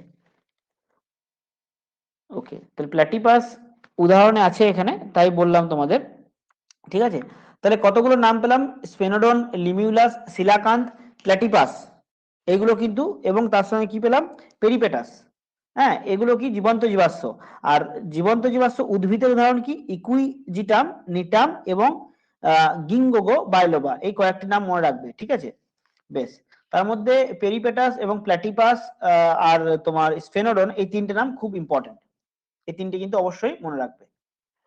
বেশ, অস্তিত্বের জন্য সংগ্রাম কথাটি কে প্রথম ব্যবহার করেন? অস্তিত্বের জন্য সংগ্রাম, যেটা আমরা করছি বর্তমানে, মানে তোমরাও করছো, আমিও করছি, সবাই করছে। অস্তিত্বের জন্য সংগ্রাম, জীবন মানে হচ্ছে অস্তিত্বের জন্য সংগ্রাম করা। কারণ কি, খুব মাইনর লেভেলে যদি আমরা দেখি তাহলে হবে যে এই ক্লাসটা করার পরেই তোমার খিদে পাবে এবং তুমি খেতে যাবে। তো এটা কিন্তু এক ধরনের অস্তিত্বের জন্য সংগ্রাম, খুব মাইনর লেভেলে। আর হায়ার লেভেলে যদি দেখি, তুমি যে পড়াশোনা করছো, একটা জব সিকিউরিটি চাইছো, সেটাও কিন্তু এক ধরনের অস্তিত্বের জন্য সংগ্রাম। ঠিক আছে, তাহলে কে বলেছিলেন? হ্যাঁ, সবাই ঠিক বলেছো, সেটা হচ্ছে ডারউইন। ঠিক আছে, সেটা কে বলেছিলেন? ডারউইন বলেছিলেন। বেশ, আচ্ছা, আরেকজন ফিলোসফারের কথা মনে পড়লো, যে জীবন হচ্ছে কি, জীবন এটা নয় যে তুমি সুখ খুঁজে পাওয়ার বা হ্যাপিনেস খুঁজে পাওয়ার চেষ্টা করছো। জীবন হচ্ছে এটাই যে তুমি তোমার কতটা দুঃখগুলোকে মিনিমাইজ করতে পারছো। ঠিক আছে, ফিলোসফারটার নাম মনে পড়ছে না এই মুহূর্তে, তাকে পেসিমিস্টিক ফিলোসফারও বলা হতো। তো তুমি কতটা তোমার দুঃখটাকে মিনিমাইজ করতে পারছো, সেটাই হচ্ছে লাইফ। ওকে, বেশ, এরপর দেখো, ব্যবহার ও অব্যবহারের সূত্রটি কে দিয়েছিলেন? ব্যবহার এবং অব্যবহারের সূত্রটি কে দিয়েছিলেন? মানে কোনো জিনিস তুমি যদি ব্যবহার করো তাহলে সেটা ঠিক থাকবে, ব্যবহার না করলে সেটা চলে যাবে। যেমন ধরো আমাদের অ্যাপেন্ডিক্স, ব্যবহার ছিল, সেটা সিকাম রূপে ছিল, ব্যবহার নেই, সেটা অ্যাপেন্ডিক্স হয়ে বাদ চলে গেল। ঠিক আছে, তাহলে ব্যবহার অব্যবহারের সূত্রটি কে দিয়েছিলেন? একদম ঠিক বলেছি, সেটা হচ্ছে ল্যামার্ক। ল্যামার্ক দিয়েছিলেন ব্যবহার অব্যবহারের সূত্র। কিন্তু ল্যামার্কের যে তোমার ইয়েটা আছে, মতামত, সেটা কিন্তু খারিজ করা গেছে, অনেকভাবে খারিজ হয়েছে। কারণ দেখো, যে এটা সব থেকে বড় প্রমাণ, যে একজন দেখেছিলেন যে কি করলো না, পরপর 60টা জেনারেশন, মাছিকে একটা অন্ধকার ঘরে জন্ম, মানে কি করলো, জীব সৃষ্টি, মানে তোমার মাছি সৃষ্টি করলো, 60টা অপত্য জন্য সৃষ্টি করলো পরপর, 1 নম্বর 2 নম্বর করে 60 নম্বর হলো, অন্ধকার ঘরে সৃষ্টি করেছে। তাহলে চোখটার ব্যবহার নেই, তাহলে ওদের অন্ধ হয়ে জন্মানোর কথা, কিন্তু তারা অন্ধ হয়ে জন্মালো না, তারা সবাই কিন্তু দেখতে পেল। ঠিক আছে, তাহলে এর দ্বারা বোঝা যাচ্ছে কি, ল্যামার্কের যে মতামত সেটা সম্পূর্ণরূপে কিন্তু ঠিক ছিল না। বেশ, এরপর দেখো, একই প্রজাতিভুক্ত বিভিন্ন সদস্যের মধ্যে সংগ্রাম, ওই যে অস্তিত্বের জন্য সংগ্রামের কথা আমি বললাম, যেটা ম্যান্ডেল বলেছে। ঠিক আছে, সেই অস্তিত্বের জন্য সংগ্রামের মধ্যে কিন্তু অন্তঃপ্রজাতি, আন্তঃপ্রজাতি, প্রতিকূল পরিবেশের সঙ্গে সংগ্রাম, এগুলো কিন্তু সব রয়েছে। তাহলে একই প্রজাতির মধ্যে সংগ্রাম যেটা রয়েছে সেটা কি? ইন্টারস্পেসিস, ইন্ট্রাস্পেসিস, বিষম প্রজাতি, না কোনোটি নয়। একই প্রজাতিভুক্ত বিভিন্ন সদস্য, স্পিসিস মানে প্রজাতি। আচ্ছা, এটা হচ্ছে অন্ত, আচ্ছা, এই বাংলাটা আমার, মানে ইন্টার ইন্টার বাংলাটা একটু গন্ডগোল হয়। আচ্ছা, এটা হচ্ছে আন্ত। ঠিক আছে, এটা হচ্ছে আন্ত, আর এটা হচ্ছে অন্ত। ঠিক লিখছি কিনা কে জানে, তোমরা একটু বলে দিও। এটা হচ্ছে আন্তঃপ্রজাতি, এটা হচ্ছে অন্তঃপ্রজাতি। বেশ, তাহলে আমি যেটা জানি, যে যদি বিভিন্ন প্রজাতি হয় সেটাকে বলা হয় ইন্টার স্পিসিস, মানে বিভিন্ন দুটো আলাদা প্রজাতি। আর যদি একই প্রজাতি হয় সেটা হচ্ছে ইন্ট্রা স্পিসিস। ঠিক আছে, ইন্ট্রা মানে হচ্ছে তোমার কি, অন্ত, মানে একই প্রজাতি। আর আন্ত মানে হচ্ছে কি, দুই বা ততোধিক প্রজাতি। ঠিক আছে, তাহলে 29টা হচ্ছে বি হলো। বেশ, ডারউইন কি কি বলেছিলেন সেটা দেখে নিই। ডারউইন প্রথমেই বলেছিলেন, অত্যাধিক হারে জীবের উদ্দেশ্য হচ্ছে অত্যাধিক হারে বংশবৃদ্ধি করা। দ্বিতীয় হচ্ছে, অস্তিত্বের জন্য আমাদের সংগ্রাম করতে হবে, সবসময় আমাদের অস্তিত্বের জন্য সংগ্রাম করতে হবে। তৃতীয় হচ্ছে কি না, জীবের মধ্যে পার্থক্য বা ভেদ রয়েছে, তোমার আমার মধ্যে ভেদ কিন্তু, পার্থক্য কিন্তু রয়েছে। ঠিক আছে, এবং একটা বলেছিলেন সার্ভাইভাল অফ দ্য ফিটেস্ট, মানে ধরো ফুড এসআই এক্সামে 480টা সিট আছে, সেখানে যে ফিট ব্যক্তি হবে, সেই ফিট ব্যক্তি কিন্তু চান্স পাবে। ঠিক আছে, আর একটা হচ্ছে প্রাকৃতিক নির্বাচন। ঠিক আছে, তো প্রাকৃতিক নির্বাচন কি না, প্রাকৃতিক প্রক্রিয়ায় অনুকূল ভেদ, ঠিক আছে, সম্মানিত জীবেরা অন্যান্যদের সঙ্গে প্রতিযোগিতায় বেশি সুযোগ সুবিধা যারা ভোগ করে, মানে অনুকূল পরিস্থিতি যারা পাবে, প্রকৃতিতে যারা অনুকূল পরিস্থিতি পাবে তারা এগিয়ে থাকবে, আর যারা প্রতিকূল পরিস্থিতি পাবে তারা পিছিয়ে যাবে। স্বাভাবিকভাবে আমরা ভারতে আছি, ইউএস এর লোক আমাদের থেকে বেশি সুবিধা পাচ্ছে অনেক দিক থেকে, তারা কিন্তু এগিয়ে যাচ্ছে, তারা অনেকদিন ধরে বাঁচবে। বাঁচবে বলে ইন দ্য সেন্স আমি কি বলছি, তাদের মানে যদি কোনো কিছু বড় কিছু ঘটনা হয়, দুর্ঘটনা, তাদের কিন্তু সার্ভাইভ করার চান্স কিন্তু বেশি। ঠিক আছে, তো এই কারণে এটা হচ্ছে প্রাকৃতিক নির্বাচন এবং আলটিমেটলি হচ্ছে নতুন প্রজাতির উৎপত্তি। এগুলো হচ্ছে সমস্ত কিছু ডারউইনের। তো ইম্পর্টেন্ট কি কি না, ইম্পর্টেন্ট হচ্ছে অস্তিত্বের জন্য সংগ্রাম এবং যোগ্যতমের উদ্বর্তন, এই দুটো হচ্ছে ইম্পর্টেন্ট। বেশ, পাখির ডানার সঙ্গে ঘোড়ার কোন অঙ্গের মিল দেখা যায়? পাখির ডানার সঙ্গে ঘোড়ার কোন অঙ্গের মিল দেখা যায়?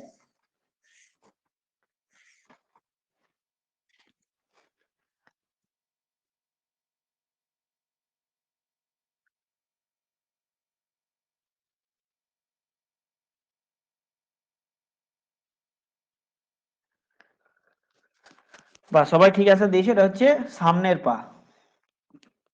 দেখো তিমির যেটা দিয়ে তোমার ইয়ে করে সেটা কিন্তু পাখনা বলে না, সেটা হচ্ছে প্যাডেল। মানুষের হাত, বাদুড় ও পাখির ডানা, ঘোড়ার সামনের পা, এদের মধ্যে কিন্তু একটা মিল দেখা যায়। ঠিক আছে, মিল দেখা যায়। তো এই মিলগুলো কেন দেখা যায় না, এখানে একটাই কথা বলতে চাইছে যে ইভলিউশন প্রক্রিয়ায়, ঠিক আছে, জৈব বিবর্তনের মাধ্যমে, অভিব্যক্তির মাধ্যমে একটা জীব অপর জীব থেকে সৃষ্টি হয়েছে, এবং এদের মধ্যে কি, এদের বলা যায় যে এরা আহ, সুদূর ভবিষ্যতে, অতীতে একই জীব থেকে সৃষ্টি হয়েছে, এটাই বলার উদ্দেশ্য, মিল আছে মানে। ঠিক আছে, বেশ।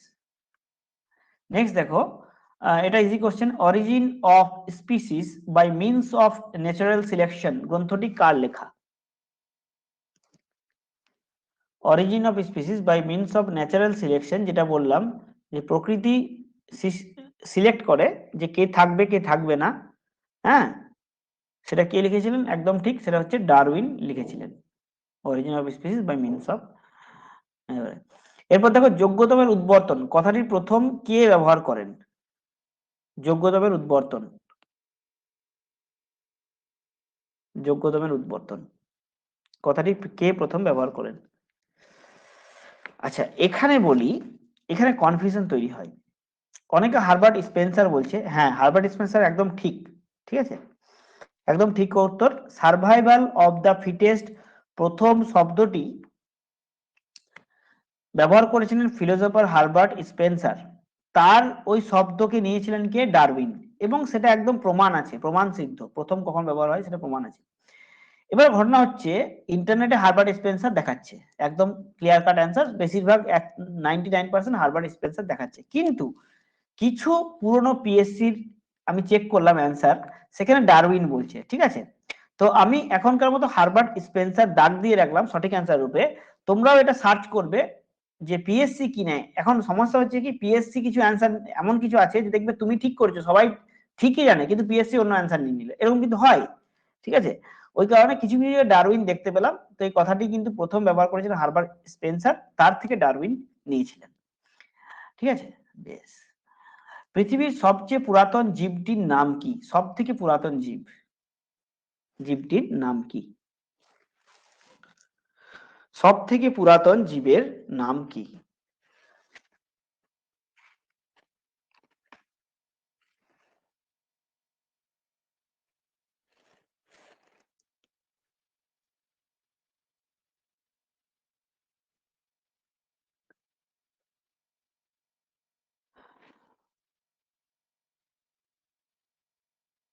একদম ঠিক বলেছো, বৈশাখী, প্রতিভা, বিপাশা, তোমরা ঠিক বলেছো একদম। ব্লু ব্লু গ্রিন অ্যালগি হচ্ছে সব থেকে পুরাতন জীবের নাম।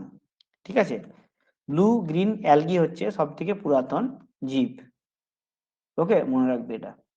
অ্যামিবা হবে না, কারণ অ্যামিবা কি হচ্ছে না, শৈবালের থেকে একটু উন্নত। শৈবাল তোমার কি হচ্ছে, একটু উদ্ভিদ ঘেঁষা, আর অ্যামিবা একটু প্রাণী ঘেঁষা, তাহলে অ্যামিবা তো হবে না। ছত্রাক, এবং ছত্রাক যেহেতু একটা স্পেসিফিক কিছু নাম বলেনি, ছত্রাক হবে না, কারণ অনেক রকম ছত্রাকই আছে। আর ইউগ্লিনা নীলাভ সবুজ শৈবালের মধ্যে কনফিউশন থাকতে পারে, তাহলে এটা অ্যান্সার হবে নীলাভ সবুজ শৈবাল। ঠিক। আচ্ছা, নিম্নের কোন কোনটি ডারউইনের প্রতিপাদ্য বিষয় নয়, মানে কোনটি ডারউইন বলেননি?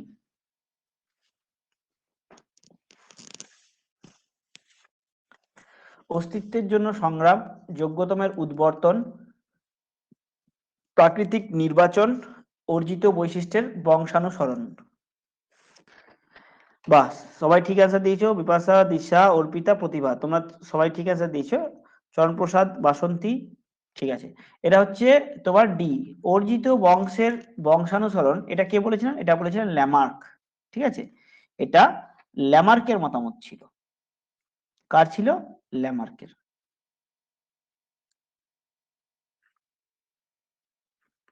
ল্যামার্ক, ঠিক আছে। তো ল্যামার্ক কি কি বলেছিলেন না, ব্যবহার অব্যবহারের সূত্র, এটাও কিন্তু ল্যামার্ক দিয়েছিলেন। আর পরিবেশের প্রভাব ও জীবের সচেষ্টতা, এটাও ল্যামার্ক দিয়েছিলেন। অর্জিত বৈশিষ্ট্যের বংশানুসরণ এবং নতুন প্রজাতির যে সৃষ্টি, সেটা ডারউইনও বলেছিলেন, ল্যামার্কও বলেছিলেন, কিন্তু ল্যামার্কের মত একটু আলাদা ছিল, ডারউইনের আলাদা ছিল। ঠিক আছে, বেশ। কি ছিল ভিতরে আমাদের যাওয়ার দরকার নেই, শুধুমাত্র এগুলোই দেয় যে এই কথাটি কে বলেছিলেন। বেশ, নিম্নের কাকে ইভলিউশন, অভিব্যক্তি বা জৈব বিবর্তনের জনক বলা হয়? নিম্নের কাকে ইভলিউশন,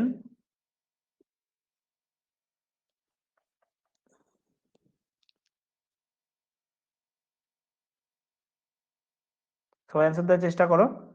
দুজন অ্যান্সার দিলে মাত্র। আর কয়েকটা কোশ্চেন আছে, তারপরে আমাদের লাইফ সায়েন্স শেষ হয়ে যাবে। বেশ, এটার অ্যান্সার ঠিক দিয়েছো তোমরা। ডারউইনকে জৈব বিবর্তনের জনক বলা হয় কারণ ডারউইনের যে ন্যাচারাল সিলেকশন, ঠিক আছে, by means of natural selection, এই ন্যাচারাল সিলেকশন যে যে মতামতটি দিয়েছিলেন, সেটি কিন্তু সর্বজন গ্রাহ্য। ওই কারণে ডারউইনকেই এভলিউশনের জনক বলা হয়। বেশ, এরপর দেখো একটা কোশ্চেন মাঝে মাঝে আসে, নিম্নের কোন কারণে ডাইনোসররা পৃথিবী থেকে অবলুপ্ত হয়ে যায়? নিম্নের কোন কারণে ডাইনোসররা পৃথিবী থেকে অবলুপ্ত হয়ে যায়? কোন কারণে? তুষার ঝড়, বন্যা, ভূমিকম্প, উল্কাপাত।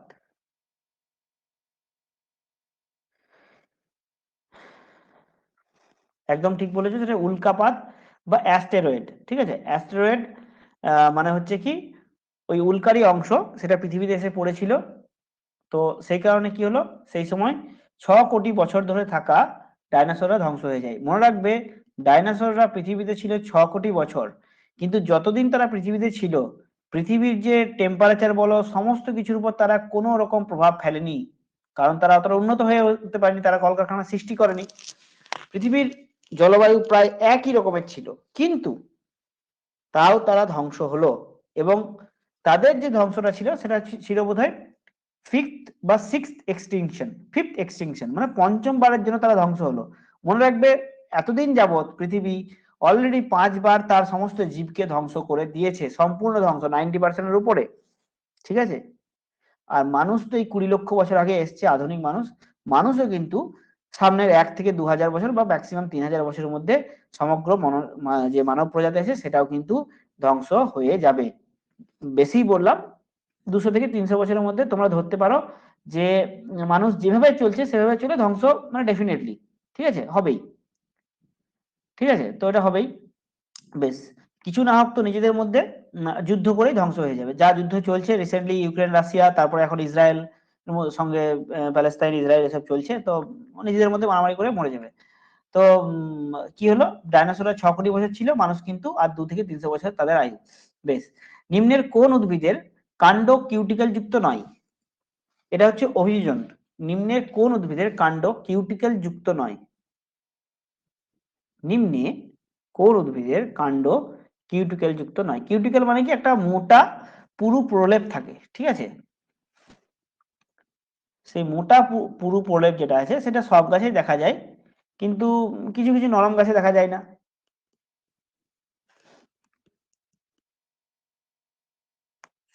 দেখো, যারা বি অ্যান্সার দিয়েছো তারা একদম ঠিক দিয়েছো। ফণী মনসা হচ্ছে কিউটিক্যাল যুক্ত, কিন্তু পদ্মে কোনো কিউটিক্যাল থাকে না, কারণ পদ্ম খুব তোমার কি হয়, নরম হয়। ঠিক আছে, আমরা দেখতে পাই যে পদ্ম গাছের প্রতিটা অংশ নরম, এখানে কোনো রকম কিউটিক্যাল থাকে না। বেশ, নেক্সট দেখো, কোন উদ্ভিদের শ্বাসছিদ্র দেখা যায়? এটা সবাই পারবে। শ্বাসছিদ্র বা নিউ ম্যাটাফোর দেখা যায়। এগুলো কি অভিযোজনের উদাহরণ, অভিযোজন চ্যাপ্টারে চলে এসেছি আমরা। একদম ঠিক বলেছো, সেটা সুন্দরী মানে লবণাম্বু উদ্ভিদ যেগুলো থাকে, সুন্দরী, গরান, ম্যানগ্রোভ জাতীয় উদ্ভিদ, সেই উদ্ভিদে কিন্তু কোনো রকমের শ্বাসছিদ্র আমরা শ্বাসছিদ্র আমরা দেখতে পাই। ঠিক আছে, মাটি থেকে ওই মূলগুলো বেরিয়ে আসে, শ্বাস মূলগুলো বেরিয়ে আসে, তারা নিঃশ্বাস নেওয়ার জন্য বেরিয়ে আসে, শ্বাসছিদ্র দেখতে পাই, তাহলে হবে সুন্দরী। আচ্ছা, এখানে ঠেসমূল এবং অধিমূলও কিন্তু আমরা দেখতে পাই, যেটা গাছকে সাপোর্ট দেয়। এবং এই ঠেসমূল এবং অধিমূলের জন্য মনে রাখবে, সাইক্লোন হলে কিন্তু গাছটা মাটিকে শক্ত করে ধরে রাখে। তাহলে সাইক্লোনের ক্ষেত্রে প্রথম ব্যারিয়ার হচ্ছে এই ম্যানগ্রোভ অরণ্য। ম্যানগ্রোভই কিন্তু আমাদের সাইক্লোন থেকে রক্ষা করছে, মানে আলটিমেটলি যারা উপকূলবর্তী তাদেরকে রক্ষা করছে। নিম্নের কোন প্রক্রিয়ায় জলে দ্রবীভূত অক্সিজেন মাছের ফুলকাতে প্রবেশ করে? ফুলকা বা ফুলকার মধ্যে যে রক্ত জালক থাকে সেগুলোতে প্রবেশ করে, কোন প্রক্রিয়ায়? নিম্নের কোন প্রক্রিয়ায়? নিম্নের কোন প্রক্রিয়ায় প্রবেশ করে? আচ্ছা, 38 কেন বলছো সবাই? 38 তো নয় এটা, অনেকে 38 বলছো। 38 তো নয় এটা, 38 তো আগেরটা ছিল। বেশ, নিম্নের কোন প্রক্রিয়ায় ফুলকাতে প্রবেশ করে? সেটা হচ্ছে ব্যাপন প্রক্রিয়ায়, ডিফিউশন প্রক্রিয়ায় প্রবেশ করে। ডিফিউশন কি না, ধরো যে প্রক্রিয়ায় ধূপকাঠি, ঠিক আছে, ধূপকাঠি ধরালে সেখানে ধূপকাঠির যে ধুঁয়োটা আছে বা স্মেলটা আছে, সেই স্মেলটা এক জায়গা থেকে অন্য জায়গায় ট্রাভেল করে, তো সেই সেম প্রক্রিয়াতেই কিন্তু এখানে তোমার ফুলকাতে প্রবেশ করে। ঠিক আছে, ব্যাপন প্রক্রিয়ায়। বেশ, নিম্নের কোন কারণে ফণিমনসার পাতা কাঁটায় রূপান্তরিত হয়? 40-এরটা বলো, কোন কারণে পাতায় ফণিমনসা বা ক্যাকটাস জাতীয় যে উদ্ভিদ আছে এগুলো কি হয় না, তোমার আমরা দেখতে পাই যে এই উদ্ভিদগুলো সাধারণত তোমার মরু অঞ্চলে দেখা যায়। মরু অঞ্চলে কি হয়, প্রচন্ড কি হয়, তোমার সেখানে জলের চাহিদা প্রচন্ড, জল কম থাকে, ওই কারণে যদি জল তাদের শরীরে যেটুকু জল আছে সেটুকু যেন না বেরিয়ে যায়, সেই জন্য পাতা কাটায় রূপান্তরিত হয়। সেটা কোথায় দেখা যায়? সেটা হচ্ছে তোমার কেন হয়, বাষ্পমোচন রোধ করার জন্য। এছাড়াও ফণিমনসার যে তোমার বডিটা থাকে সেটা একটু অয়েলি থাকে, এটাও কিন্তু ওই বাষ্পমোচন রোধ করার জন্যই হয়। ঠিক আছে, বেশ। নেক্সট দেখো, এবার আমরা রোগে চলে এলাম। রোগটা তোমরা পড়েছো, তা একবার তোমাদের রিভাইজ হয়ে যাবে। প্রথম কোশ্চেন দেখো, 41 নাম্বার, নিম্নের কোনটি একটি ভাইরাস গঠিত রোগ? কলেরা, ডিপথেরিয়া, প্লেগ, কোনটি ভাইরাস গঠিত রোগ?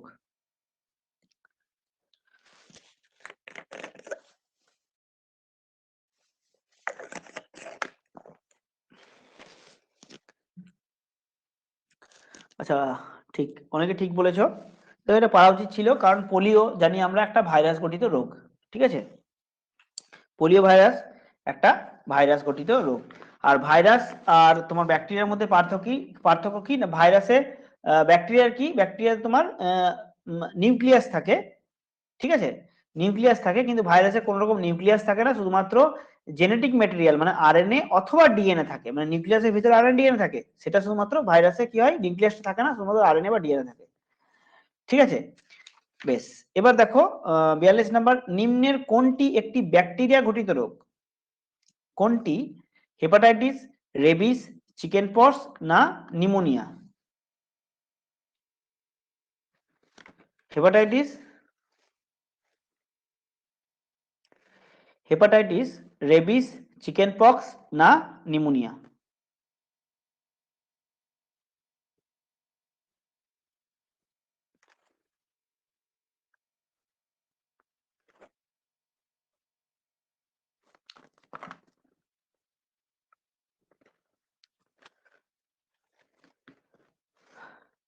নিম্নের কোনটি ব্যাকটেরিয়া ঘটিত রোগ? দেখো সবাই ঠিক অ্যান্সার দিয়েছে মোটামুটি, সেটা হচ্ছে নিউমোনিয়া। কারণ হেপাটাইটিস বলো বা তোমার রেবিস বলো, চিকেন পক্স বলো, এগুলো সব কিন্তু তোমার কি ভাইরাস গঠিত রোগ। নিউমোনিয়াটা হচ্ছে ব্যাকটেরিয়া গঠিত রোগ। এবং তোমার কি লাংসকে, তোমার ফুসফুসকে অ্যাটাক করে নিউমোনিয়া। ঠিক আছে, এবং নিউমোনিয়া হলে কি, ওই জন্য অ্যান্টিব্যাকটেরিয়াল তোমাকে ওষুধ দেওয়া হয়। ঠিক আছে, বেশ। নেক্সট দেখো, নিম্নের কোনটি একটি প্রোটোজোয়া ঘটিত রোগ? আমি আর লিস্টগুলো তোমাদের লিখে দিচ্ছি না, কারণ অলরেডি আশা করি তোমাদের লিস্টগুলো আছে, লিস্টটা আছে তোমাদের কাছে, যে কোনটি প্রোটোজোয়া ঘটিত, কোনটি ভাইরাস গঠিত, কোনটি ব্যাকটেরিয়া গঠিত আছে? ঠিক বলেছো, এটা হচ্ছে ম্যালেরিয়া। ম্যালেরিয়া হচ্ছে একটি প্রোটোজোয়া গঠিত। দেখি ম্যালেরিয়ার কি এটা দেওয়া আছে? আচ্ছা আচ্ছা, ম্যালেরিয়া কেন হয়? ম্যালেরিয়া কোন মশা ম্যালেরিয়া ক্যারি করে? কোন মশা, কে বলতে পারবে? কোন মশা বা মসকুইটো ম্যালেরিয়া ক্যারি করে? ম্যালেরিয়ার অনেকগুলো ভাগ আছে। ম্যালেরিয়ার কি হয়, অনেকগুলো ভাগ আছে। যেমন তোমার কি না, ভাইব্যাক্স, ফ্যালসিপেরাম, ঠিক আছে, এগুলো ভাগ আছে। কোন মলা, হ্যাঁ, স্ত্রী অ্যানোফিলিস, স্ত্রী অ্যানোফিলিস মশা তোমার ম্যালেরিয়াটা ক্যারি করে। বেশ। আচ্ছা, ম্যালেরিয়া হলে নেক্সট কোশ্চেনটা আছে না, ম্যালেরিয়ার এটা আছে, দেখি এক সেকেন্ড দেখিনি, দাঁড়াও।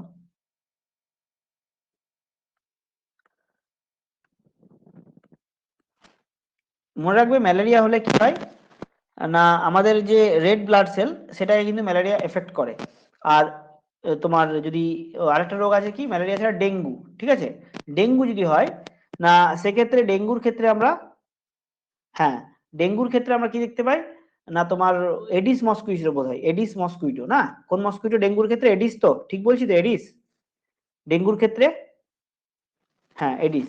তো ডেঙ্গুর ক্ষেত্রে কি হয়, আমাদের প্লেটলেট কমে যায়, ঠিক আছে। প্লেটলেট কমাতে গেলে কি হয়, আমাদের প্লাজমা দিতে হয়, হ্যাঁ, প্লাজমা ট্রান্সফার করতে হয়, এবং সেটা খুব ক্রিটিক্যাল সিচুয়েশন। এমনিতে ডেঙ্গু হলে কি হয়, ডেঙ্গুর কোনো তোমার চিকিৎসা নেই, ডেঙ্গুর কোনো তোমার ইয়েও নেই, যে তোমার যেমন অ্যান্টিবায়োটিক বা বলো বা তোমার কোনো ভ্যাকসিন বলো নেই ডেঙ্গুর।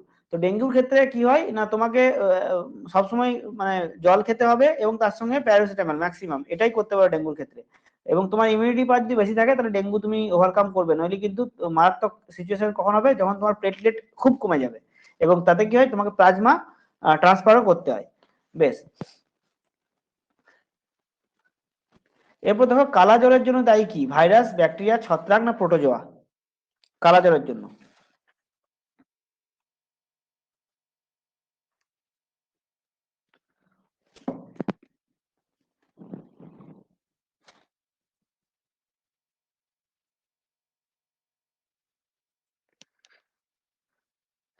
সেটা কি হচ্ছে? প্রোটোজোয়া, ঠিক বলেছো।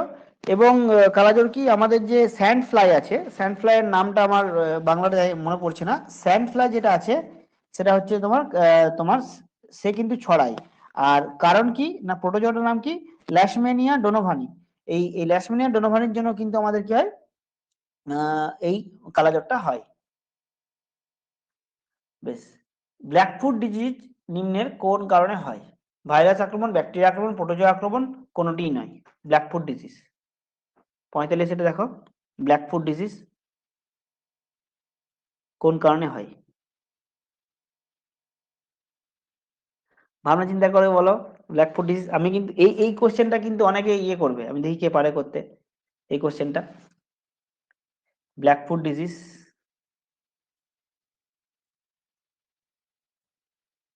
ব্ল্যাকফুট ডিজিজ, আচ্ছা, ব্ল্যাকফুট ডিজিজ কিন্তু কোনো রকম ভাইরাস বা ব্যাকটেরিয়া প্রোটোজোয়ার জন্য হয় না। ব্ল্যাকফুট ডিজিজ কি জন্য হয় বলো তো? না একটা তোমার কি থাকে, ধাতু কল্প থাকে, ঠিক আছে, মেটাল এবং তোমার কি বলবো, যে সলিড এবং লিকুইডের মাঝামাঝি একটা ধাতু কল্প, তার মাঝে হয় মেটালয়েড, হ্যাঁ মেটালয়েড যাকে বলা হয়, সেই মেটালয়েডের জন্য হয়, সেটা হচ্ছে আর্সেনিক, ঠিক আছে, একটা মেটালয়েডের জন্য হয়, সেটা হচ্ছে আর্সেনিকের জন্য হয় ব্ল্যাকফুট ডিজিজটা, ঠিক আছে, মনে রাখবে। কি জন্য হয়? তোমার আর্সেনিক। এখানে একটা কথা মনে রাখবে, আর একটা তোমার রোগ হয়, সেটা হচ্ছে স্কিন প্রবলেম, সেটা হচ্ছে অ্যাথেলিট ফুড ডিজিজ। নাম শুনেছো কিনা কে জানে, সেটা হচ্ছে অ্যাথেলিটস অ্যাথলিটস তোমার কি ফুড ডিজিজ, ঠিক আছে, অ্যাথলিট ফুড। তো এই অ্যাথলিট ফুড যেটা হয়, সেটা কি জন্য হয়, কি বলতে পারবে? অ্যাথলিট ফুড, স্কিনের উপর দাগ পড়ে যায়, ঠিক আছে, স্কিনের উপর দাগ পড়ে যায়, এবং চিকিৎসা তো আছেই, ঠিক আছে। অ্যাথলিট ফুড, কে বলতে পারবে? আমি অপশন দিচ্ছি তোমাদের, ভাইরাস, ব্যাকটেরিয়া, না ছত্রাক, না প্রোটোজোয়া। ভাইরাস, ব্যাকটেরিয়া, ছত্রাক না প্রোটোজোয়া, এই অ্যাথলিট ফুড ডিজিজ। এবং এটাকে কি হয়, স্কিনের উপর তোমার র্যাশ হয়ে যায়, যেমন স্কিন খুব, তুমি হয়তো স্কিন কি করবে, ইচিং সৃষ্টি হবে, চুলকাবে খুব স্কিন। তো হ্যাঁ ঠিক বলেছো, ছত্রাক, ফাঙ্গাল, এটা কমন সেন্স লাগিয়ে তুমি বলতে পারবে। তাহলে স্কিনের উপর যদি কোনো কিছু হয়ে যায় না, তো সেটা মনে রাখবে সেটা সাধারণত তোমার ছত্রাকের জন্য হয়, ঠিক আছে? ছত্রাক যদি বসে যায় সেক্ষেত্রে হয়। তাহলে এটা হচ্ছে ফাঙ্গাল ডিজিজ বা ছত্রাক লিখতে পারি আমরা, ছত্রাক, অ্যাথলিটস ফুট, ঠিক আছে? তাছাড়া রিংওয়ার্ম বলে একটা হয়, সেটাও কিন্তু ছত্রাকের জন্য হয়। বেশ। আচ্ছা, নিম্নের কোনটি নন কমিউনিকেবল ডিজিজ, মানে মানুষের দ্বারা ছড়ায় না? এনসিডি, এই নন কমিউনিকেবল ডিজিজ কিন্তু এখন এর প্রতি খুব গুরুত্ব দেওয়া হচ্ছে, কারণ এই রোগের খুব ভালো চিকিৎসা কিন্তু পাওয়া যাচ্ছে না। বেশ। এবং নন কমিউনিকেবল ডিজিজ কেন হয়? নন কমিউনিকেবল ডিজিজ সেটা হচ্ছে আমাদের আনহেলথি লাইফস্টাইলের জন্য মেনলি হয়। সবাই ঠিক বলেছে, এটা হচ্ছে ক্যান্সার। ক্যান্সার হচ্ছে non communicable disease. Non communicable মানে কি? তুমি যদি ক্যান্সার রোগীর কাছাকাছি থাকো তাহলে সেই রোগটা তোমার হবে না। এই ক্যান্সার ছাড়াও আরো অনেক আছে, ঠিক আছে? যেমন ডায়াবেটিস আছে, ডায়াবেটিসও কিন্তু এনসিডি, নন কমিউনিকেবল ডিজিজ। মানে কমন সেন্স লাগালে তুমি বলতে পারবে। বেশ। নিম্নের কোনটি একটি মস্তিষ্কের রোগ নয়? অ্যালজিহেমার, ডিসলেক্সিয়া, স্কিজোফ্রেনিয়া, সবগুলি। কোনটি রোগ নয়?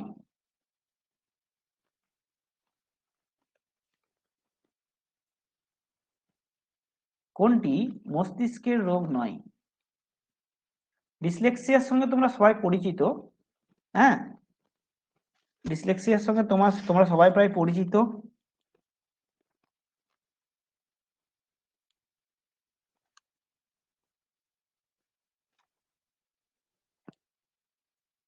বাহ, বাসন্তী, বিপাশা, প্রতিভা, তোমার ঠিক অ্যান্সার দিয়েছো। এটা হচ্ছে, এই সবগুলোই কিন্তু তোমার মস্তিষ্কের রোগ, ঠিক আছে? সবগুলি হচ্ছে মস্তিষ্কের রোগ।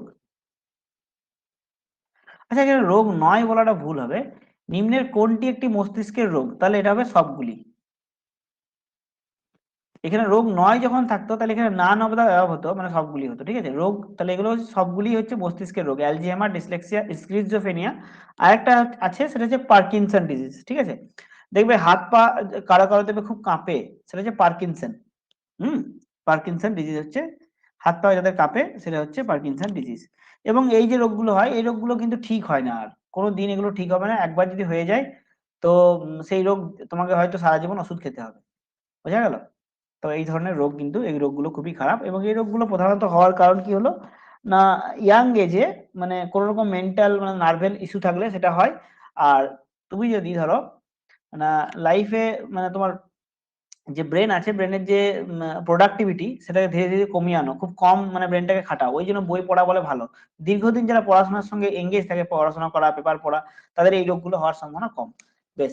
48 দেখো, এইডস এর ভাইরাস নিম্নের কোনটি আক্রমণ করে? Haemoglobin, RBC, T cell in blood, নাকি গ্রে সেল ইন ব্রেন?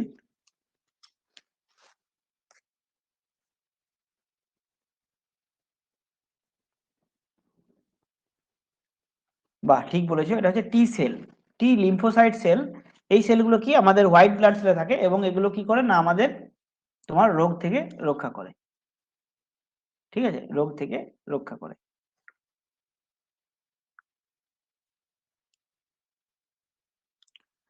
বেশ।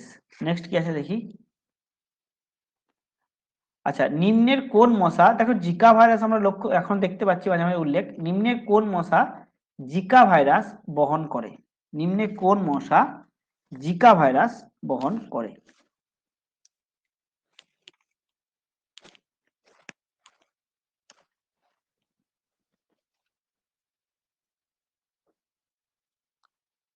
কোন মশা করে?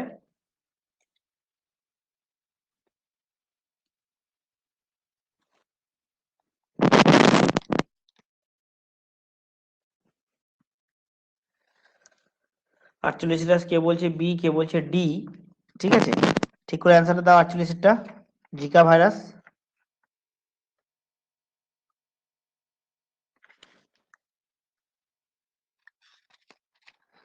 এটা কিন্তু তোমার কি, এটা ওই তোমার আই থিঙ্ক অ্যানোফিলিস মশাই কিন্তু এই জিকা ভাইরাসটা ক্যারি করে, ঠিক আছে? অ্যানোফিলিসটাই জিকা ভাইরাসটা ক্যারি করে, ঠিক আছে, আমরা দেখতে পাচ্ছি যে নোরো ভাইরাস, জিকা ভাইরাস কেরালাতে অনেকগুলো দেখতে পাচ্ছি, এবং রিসেন্টলি জিকা ভাইরাসে আমরা কি দেখলাম যে একজন তোমার মারাও গেছে।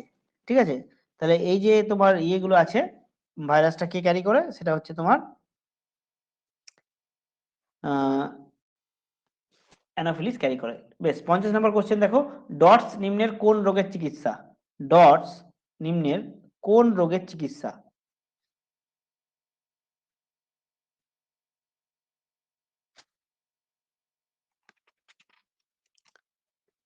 ডটস নাম শুনে থাকি প্রায় আমরা।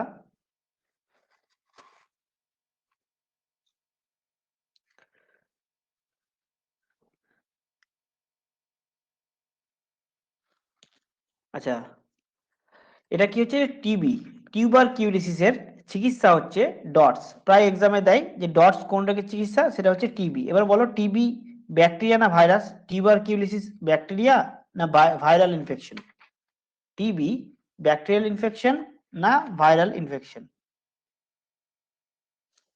টিউবারকিউলিসিস একটা ব্যাকটেরিয়া না ভাইরাস?